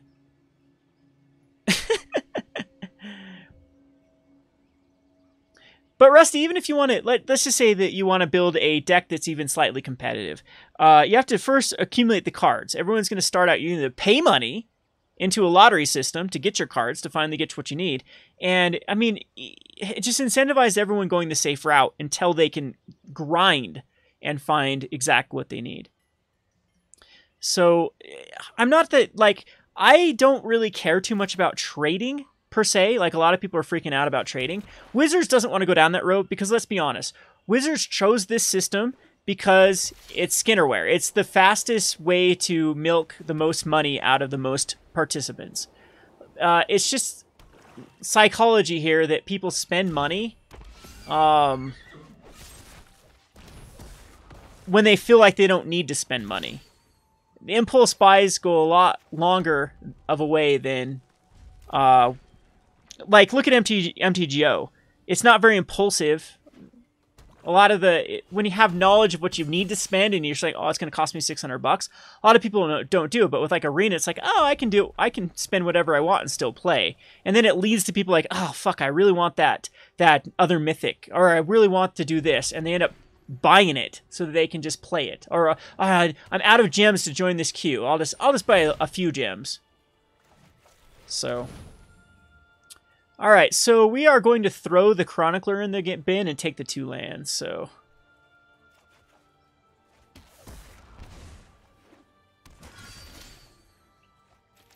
First Reborn is actually fine here. Or Eldest Reborn. Makes my opponent sacrifice a Cavalry. And then discard a card, and then we can get back Mesa. Not the best thing to get back, but still is what it is. And we already we're living the dream. I'm glad we get to show this on 1. My only worry about this deck is my opponent got off to a fairly decent start here, and we're kind of... Okay, well, no, we can actually... Does that have enough for the Jousting Lance? Or is it 3? Okay, so we can Vicious. Vicious Offering doesn't work. My opponent has to discard a card here. Just a land. All right.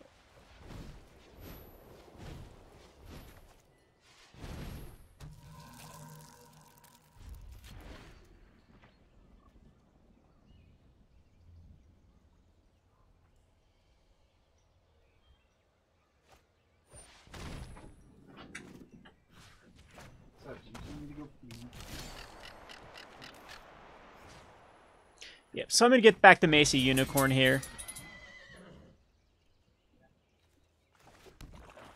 Play a Swamp. What do I have in my graveyard right now? Nothing. Evangel. This has First Strike. Okay, no, because we can get rid of it, so...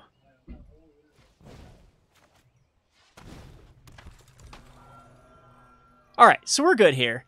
Can I do it all in the same turn if I kill this? No, I won't have the mana. Who's Elizabeth Swaney? I don't even know who Elizabeth Swaney is. What are you wanting me to talk about? Jeez, I'm playing Arena here.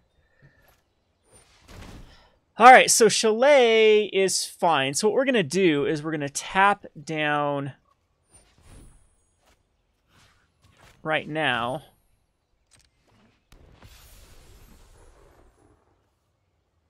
And then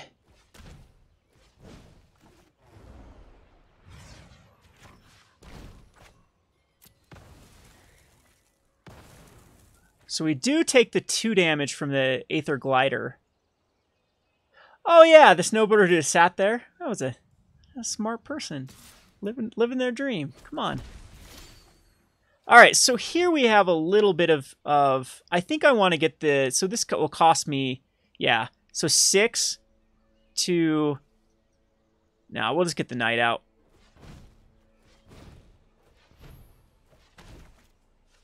I knew this deck wasn't bad.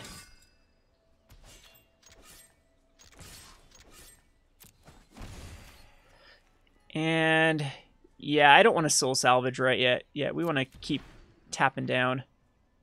So the Jousting Lance will probably go on the Glider.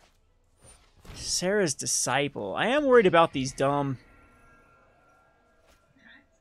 Jousting Lance on the 4/1. This has Vigilance. This does not. Gives that First Strike. Still want to tap this down. So I'm taking 4, but with a lifelinker with my opponent's Mesa, there's a Gideon's Reproach. That really helps too. I think we'll just keep up the Gideon's Reproach. And I want a Soul... No, do I need a Soul Salvage? No, I'm going to keep up the Gideon's Reproach.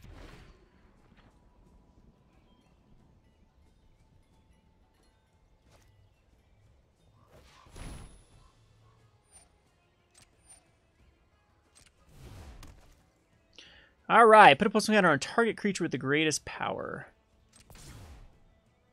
That's fine. And a Deathbloom Thallid.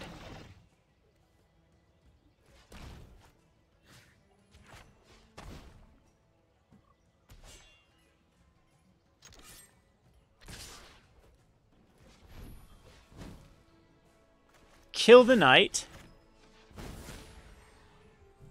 Take 2. Well, we're gonna make a 2/2 Knight. Take 2. We have a Blessed Light now that can also take care of.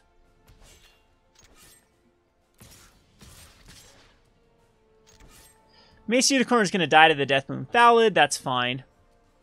I just don't want to leave it back here. Mishra Self-Replicator for a brew. That'd be kind of tough to do, but I'm going for like a Power Stone Shard type deck and a Paradox Engine might be able somehow, or Anointed Processions might be able to get the job done.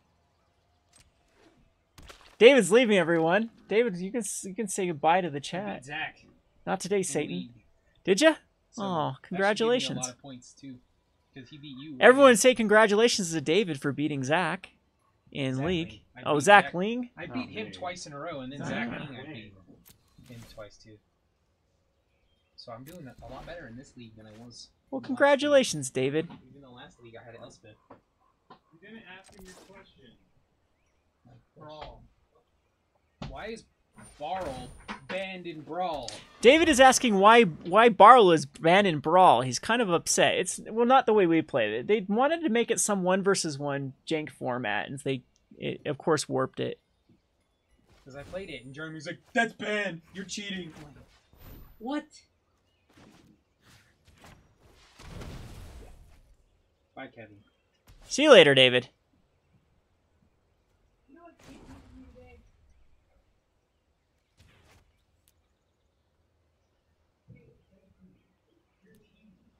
Oh, there we go. All right, so I was trying to get my thought process together. We're going to kill the Pegasus with our knight. And we had everything. That ended up being a good draft. Look at that. 7 wins. Started off with a Did we start off 0-2, or was it 1-2 that we started off? And end up going the 7 wins. For all those that say I can't draft or my draft is crappy, well, suck it. Suck it. That's all I can say. Pretty good day of draft. This is 2 7 wins in a row. 1 on Constructed, 1 on this. We can claim our prizes now and get our 950 gems. And a pack of Dominaria. So we'll open up our pack of Dominaria because there's no reason not to. And we get a Memorial Grow from Ashes. And another rare that is a Rite of Belzenok. That's an interesting card for really good in Limited. Interesting in Constructed, as it creates, I don't know, it creates kind of a weird... I feel like you need like a Zulaport Cutthroat type strategy at the moment. Saplings are just better at puking out stuff than this Cleric. I mean, it does get 2 0/1s. I think I would have rather had it curve, have it be a 3-drop would have made this better. 1, a black and a black, a create 2, and then, yeah, that probably would have been too broken though. But then it could have kind of curved with Anointed Processions. I don't know if that matters. But it's okay with Anointed Processions. You get 2 6/6 black demon tokens. No, not too shabby. Saprolings are just better. Are you just making a bunch of quotes here? You won by not rage quitting. I almost threw that game. That was very embarrassing. But again, for the people that like to knock on streamers, try having all the distractions around and then trying to stay focused on the game and trying to stay focused on your next play. The thing about Magic that makes Magic a lot different from a lot of the other games, you need to be anticipating not 1 turn ahead, but 2-3 turns ahead of what your plan is going to be. And then that just, when there's a lot of distractions, it gets a lot more tricky to do so. So anyway, that's my justification for being a bad player. Fix your store phone. Why'd you call Zach? Alrighty. Anywho, I think I'll just shoot the breeze here for a little bit. I think that Zach's about ready to go from the store, and I'm about ready to go from the store too, so that I can... I had something I had to do tomorrow, and I can't remember what I had to do tomorrow. Oh well, I'll figure it out tomorrow. It's not mine. Mine. Why did I put it in the fridge? I don't know why you put a shake in the fridge. See, but talk about distractions. I have these people that just come up and ask me random questions. What you doing, Chloe? Come on and say hi, Chloe. All day long. Come here. Don't you hide. Someone was here asking me questions. Come here. Come on up. Come on up. Why are you being stubborn? Oh, you get over here, you. Up you go. Come say hi. Chloe's here to celebrate hitting 30,000. 30,000 subscribers. A lot of dog treats have been purchased off YouTube money. Hasn't there been? Huh. A lot of fishing trips. A lot of Wendy's chicken nuggets have been purchased off of Magic the Gathering money, that's for sure. So, I appreciate it all. It's been incredibly fun. How long I've been doing this since, what, like 2013? So like 5 years. 2014? I don't know. Maybe it's 2014. 2015? Maybe it's not as long as I thought it was. I know my YouTube channel says it was created. When it wasn't created, there was like a good 6 months, year and a half before I actually even did anything on the channel. Jeez, you are shedding like crazy. How do you have so much hair? All you are is one big hairball. Huh? Alright, no one likes you. Get down. Just kidding. Hey, Scout. You want up, Scout? Scout hates to be held. Come here, Scout. Come here, Scout. and this guy's doing good too. He's had to have a knee brace on. Where's your knee brace at? How come it's not on? It's because we don't put it on with the store, huh? And because he tore his CCL, but he's starting to do better. Here's my pups. We'll have to record some fishing trips here in the future. But anyway, what is my opinion? What, in your opinion, is a card that is going unnoticed or underrated right now? The whole thing is I haven't played a lot of Standard at the moment, like actual Standard. I've played a lot of Arena. I'm kind of all in on Arena, and I guess that's back to you, Rusty. Like it's converted me to Arena at the moment. I don't know when I'll get bored of it though. The last league I did had 5 of the I went 7-2, so 5 of the 9 were ramming up, for example. So I don't know how long that's gonna last before I get tilted. I still think Goblin Chain Whirler, is that underrated? No, I think it's being used a lot though. I think that card is just busted to the point that it might end up the same problem as Rampaging Ferocidon. So the thing is, they did it 2 sets in a row. They pushed a red 3-drop, and if you look at Rampaging Ferocidon, the problem with it isn't necessarily one particular component of the card. It has all of them combined. So it's a 3/3 for 3. So it's kind of under the mana curve that you usually have for a card like that.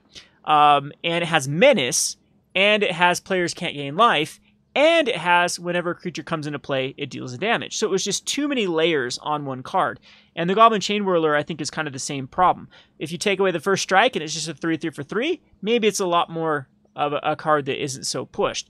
If you just did 1 damage to each player and each planeswalker, rather than each creature, player, and planeswalker, maybe that you could have gotten away with it. But I think with all of it combined, a 3/3 for 3 that has first strike and kills off all blockers, all chump blockers, all saprolings, all Catcher's Monument tokens, and it also has the synergy right now with Soulscar Mage, which dumb downs everything.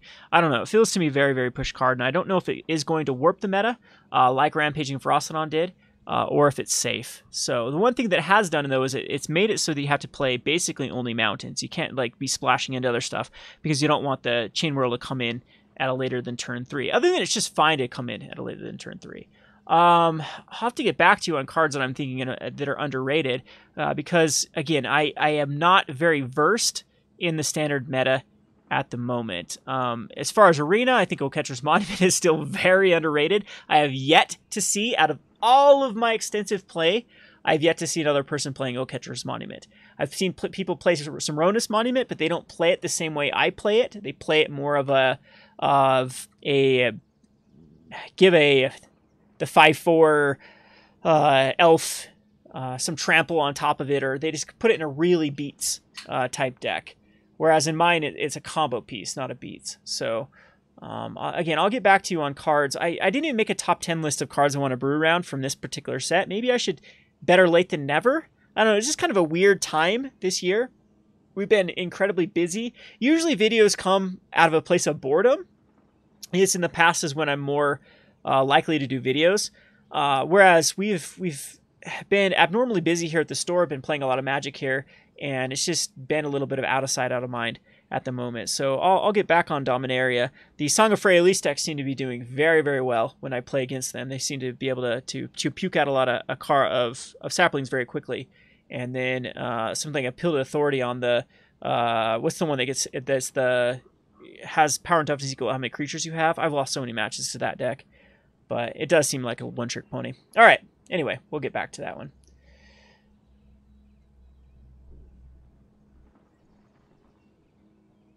M19 in many, many packs on Arena. What, there's M19 cards going around on Arena as well now? Or are you talking about M19 in Dominaria packs and paper? Yeah, so the full 3 games of the sideboard I think is a little bit, I don't know, yes and no. I like the fast pace and that you don't have to be stuck with the same. There's nothing miserable than having to play a really heavy control deck for 3 games. So sometimes I played that match, I can move on to another one. But you're right. What ends up happening with MTG Arena is you get to play a lot of more all-in strategies and not be punished as much as if there were sideboards. So, if you look at my decks here, I don't even try to put removal in them. So, Of course, removal would want to be in the sideboard anyway, but I'm just making my opponents answer me. And this is how I've liked to go with a lot of my decks.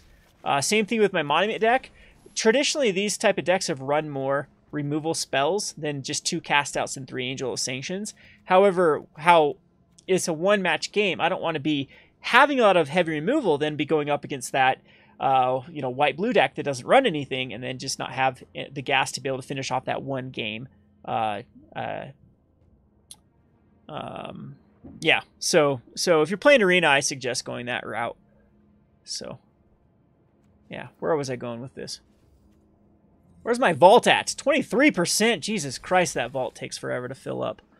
I've Dominaria. I've got most of the set already too.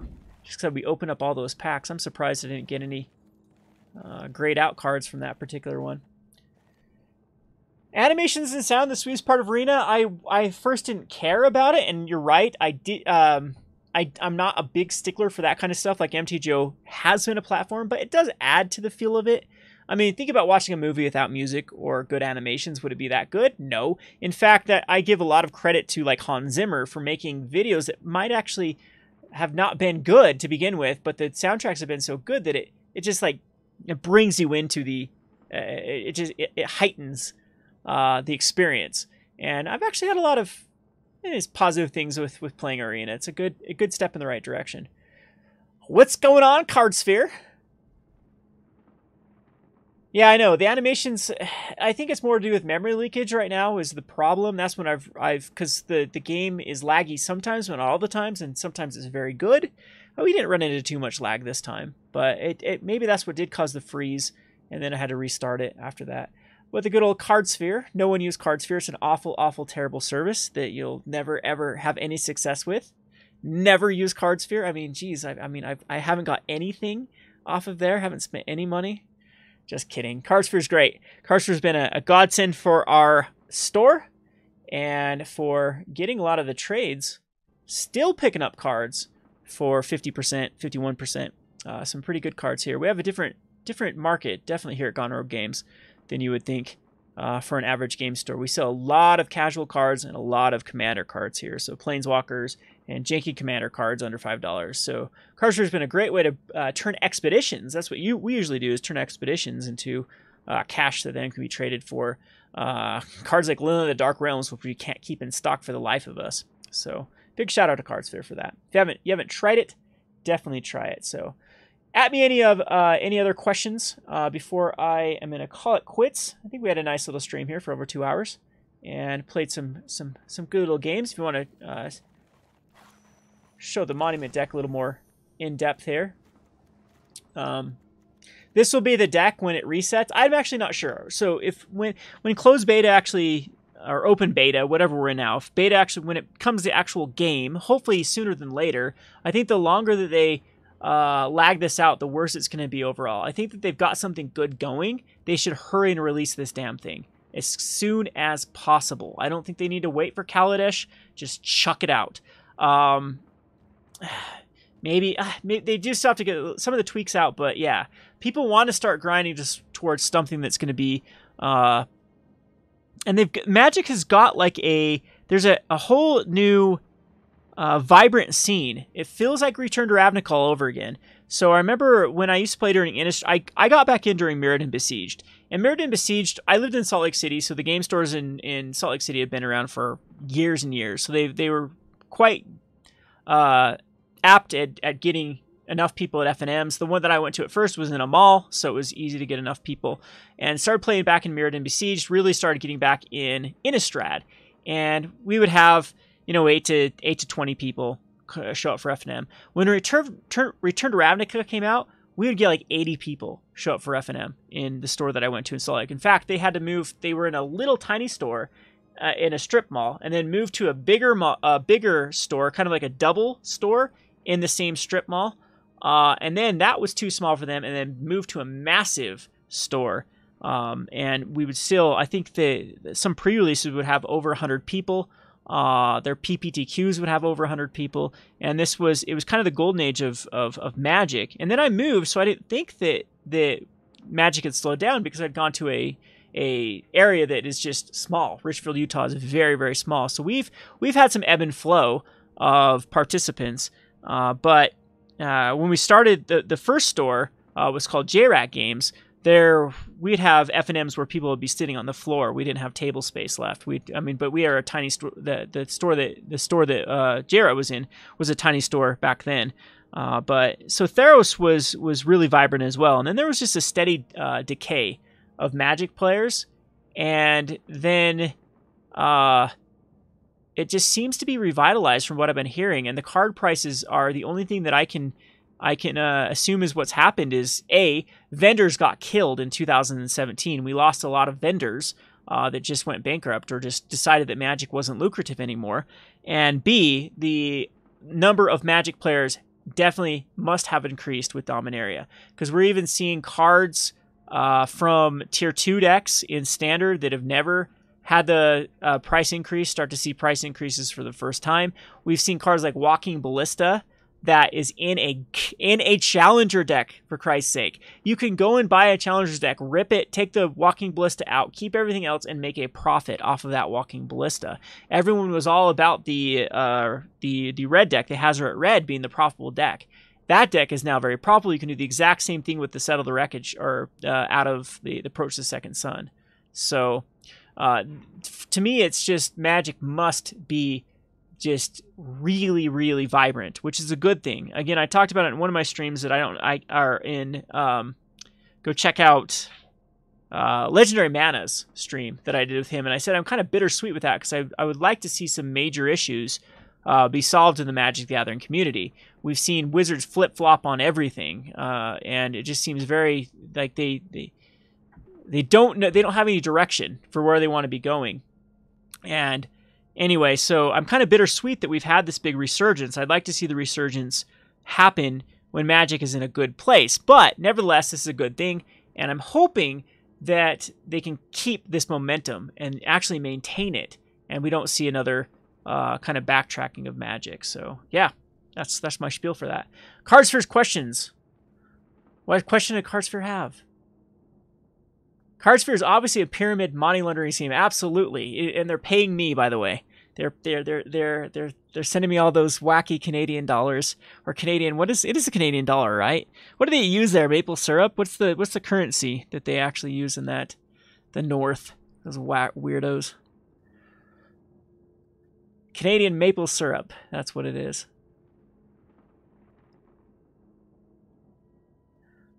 Oh, yeah. We should pull it up while we're talking about it. It's before Casey yells at me even more.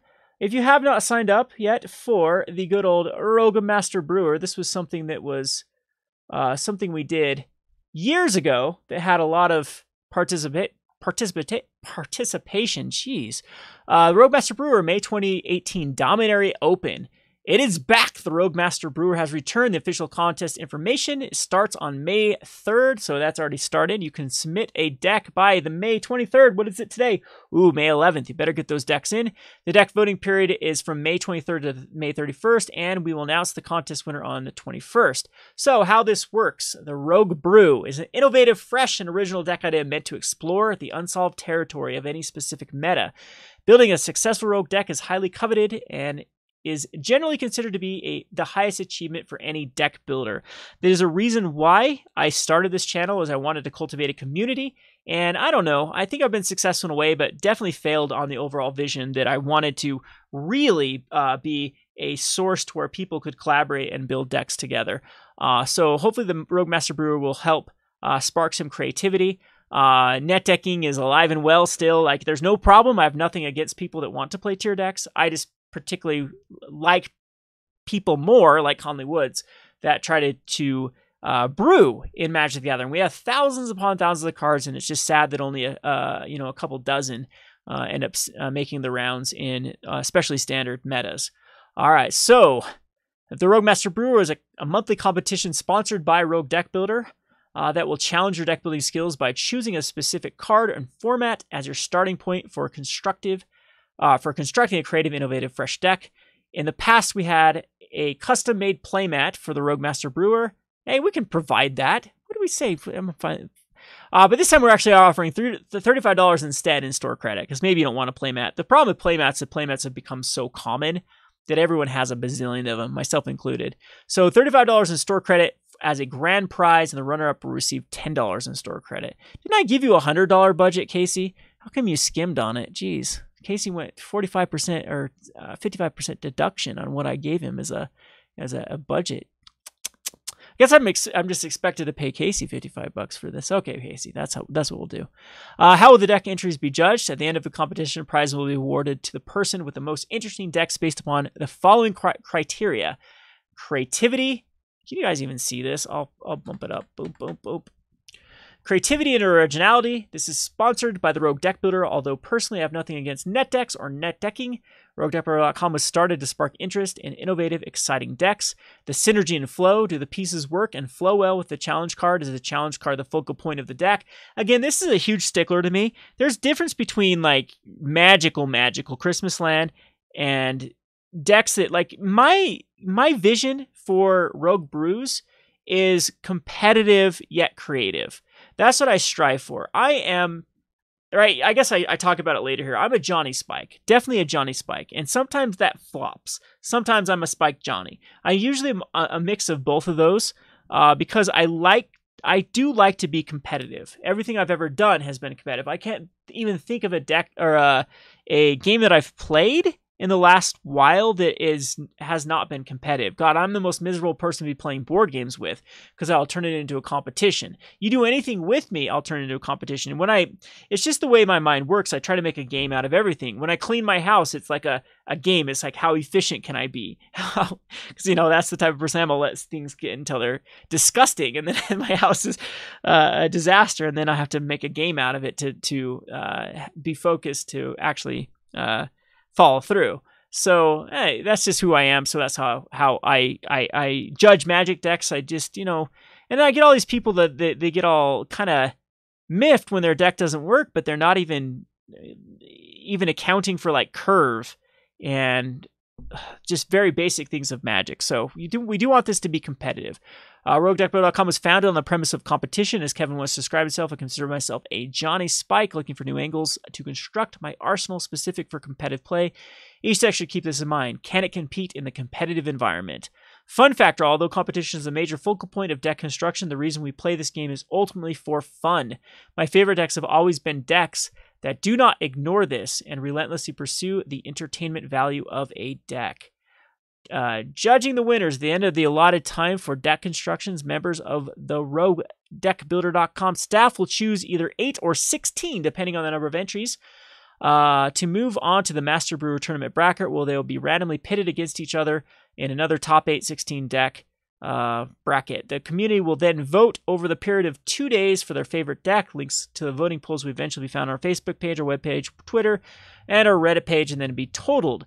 The deck with the most votes moves on to the next round. At the end of the tournament, one deck will be crowned the Rogue Master Brewer and awarded the grand prize. The runner-up will also receive a prize, as well as one honorable mention from the entire pool of submissions. This month's challenge is focused on Dominaria. While Standard is the most likely place to find fresh brews, you are not limited to that format. However, that does not mean that it's acceptable for you to slot the Weatherlight into Marta vehicles. Cough, tasty, cough, cough. Tasty, cough, tasty. Throw 4 Benelish Marshalls in Marta vehicles and say, "Look at my brew! Look, everyone, I brewed!" Get over yourself, Tasty. It's Marta vehicles, or you cut a card and added some Marshalls. You're no savant. And call it a brew. We've all seen Marta vehicles, Toolcraft examples, Garbage Grounders, Heart of Quran, etc. I guarantee you weren't the only one who thought that the Weatherlight was just gas from Marta vehicles. Top end, possibly better than Sky Sovereign. Links to deck submissions are to be sent to the Rogue Master Brewer, Rogue Master Brewer sub at gmail.com. It is encouraged that you post your deck list on another site and tag the Rogue Master Brewer in the name and or description. Not only will this make it easier to view and judge your deck list, but it will also help promote the competition and get more community involvement. Be original, be creative, and have fun. All right, Casey, I completely went over the entire article. So any questions about that? Cough, tasty, cough. I'll try to get back to any of your other concerns, but I think I'm going to leave it there unless there's any last bits you wanted to have, and thanks everyone for joining for this crazy 30,000 subscriber. Maybe Zach wants to crack a pack. What do you? He just raised his hand like we're in school. What do you think of Helm? What do I think of Helm? Helm of what? Helm of the one that makes legendaries. What does chat think about the Helm that makes legendaries that I infinite comboed with in Brawl and everyone hates me now? We sold 10 of them today. Helm of the Host? Yeah, Helm of the Host. Sold 10 Helm of the Host to these dirty, filthy casuals. So many of them. It's really fun in Brawl, though. Really fun in Brawl to hook up a Combat Celebrant to Helm of the Host. Or hook up a Combat... my Magical Christmas Land happened in Brawl where I hooked up a Tally to Helm of the Host. Well, we're cracking an Iconic Masters pack, I guess. I hooked up a Helm of the Host to a Tally, and then had a Mirage Mirror. And then what I hit, someone else's copy, another Helm off the top, or I can't remember what I hit off someone's. Oh no, was it a Sahili's Artistry to copy it? Something like that, to copy my Helm of the Host for the next time. And I was attacking in with like 4 to 5 Atalis per turn. It was pretty crazy.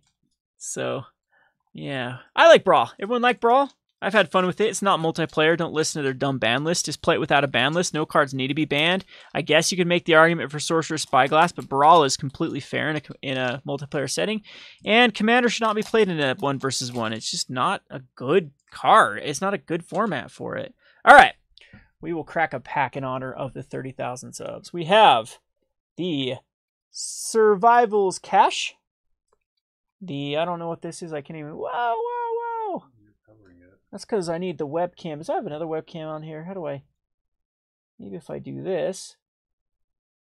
Ta-da! Oh, that's kind of... There is the Survival Cache. The Repill. We have a Balustrade Spy.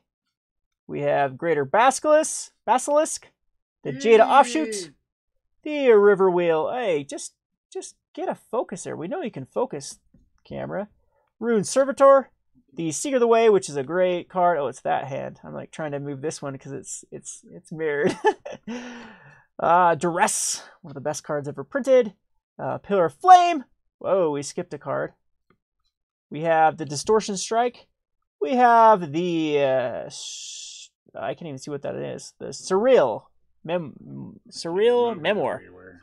And the Monastery Swift Spear, one of the best red drops ever. And womp womp. We still have a foil though, a Path of Bravery, and I didn't know this was in this set. This is how much I knew about Iconic. So what?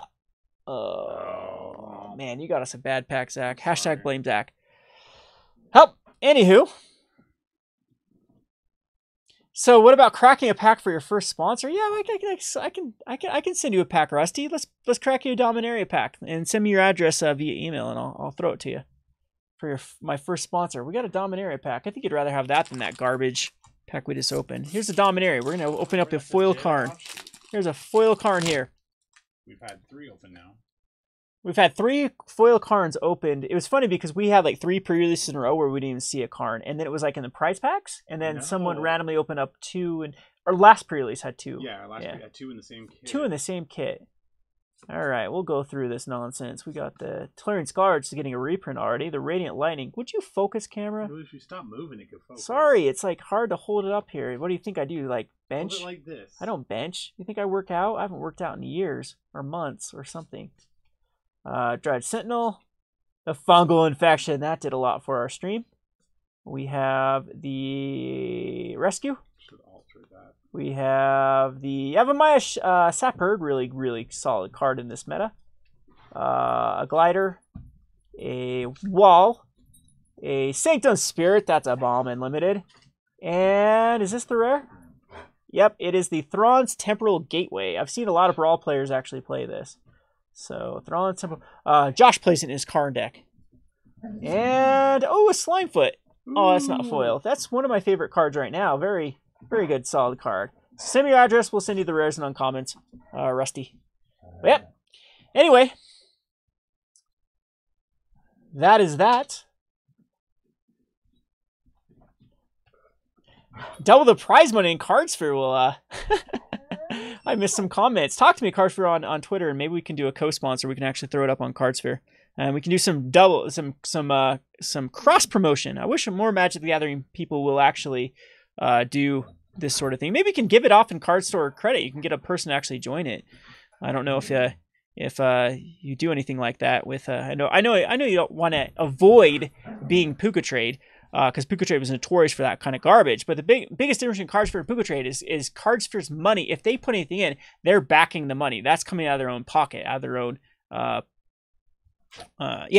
their own funds. Puka Trade just printed money. They literally just printed funds out of nowhere, and that's what caused the hyperinflation, which we all warned them about. But they were the economists, and I was just some dumbass in a dusty game store. So yeah, either way works for me. We can do that, and we can do some nice little co-sponsorship. This is, again, this is the reason why I started Rogue Deck Builder, was to interact with the community and whatnot. So fun stream. I appreciate everyone joining. I think the dogs are ready to go. Oh, Jesus, Chloe. Oh, this dog. She's just sitting here looking like she's dead. You need to go fishing, huh? You haven't had a walk in like 3 days. I feel like a bad owner. But, yep, I appreciate everyone coming by. And I will see you next time. We'll do a 30K stream. I want to get Coach on. And me and Coach are going to do a Q&A of whatever you want to talk to us. So Coach just hit 4,000, which is an awesome milestone. Every 1,000 used to matter like crazy. I remember being there. And so Coach and me, we're going to do a duo for both hitting our little milestones of 30,000 and 4,000 respectively.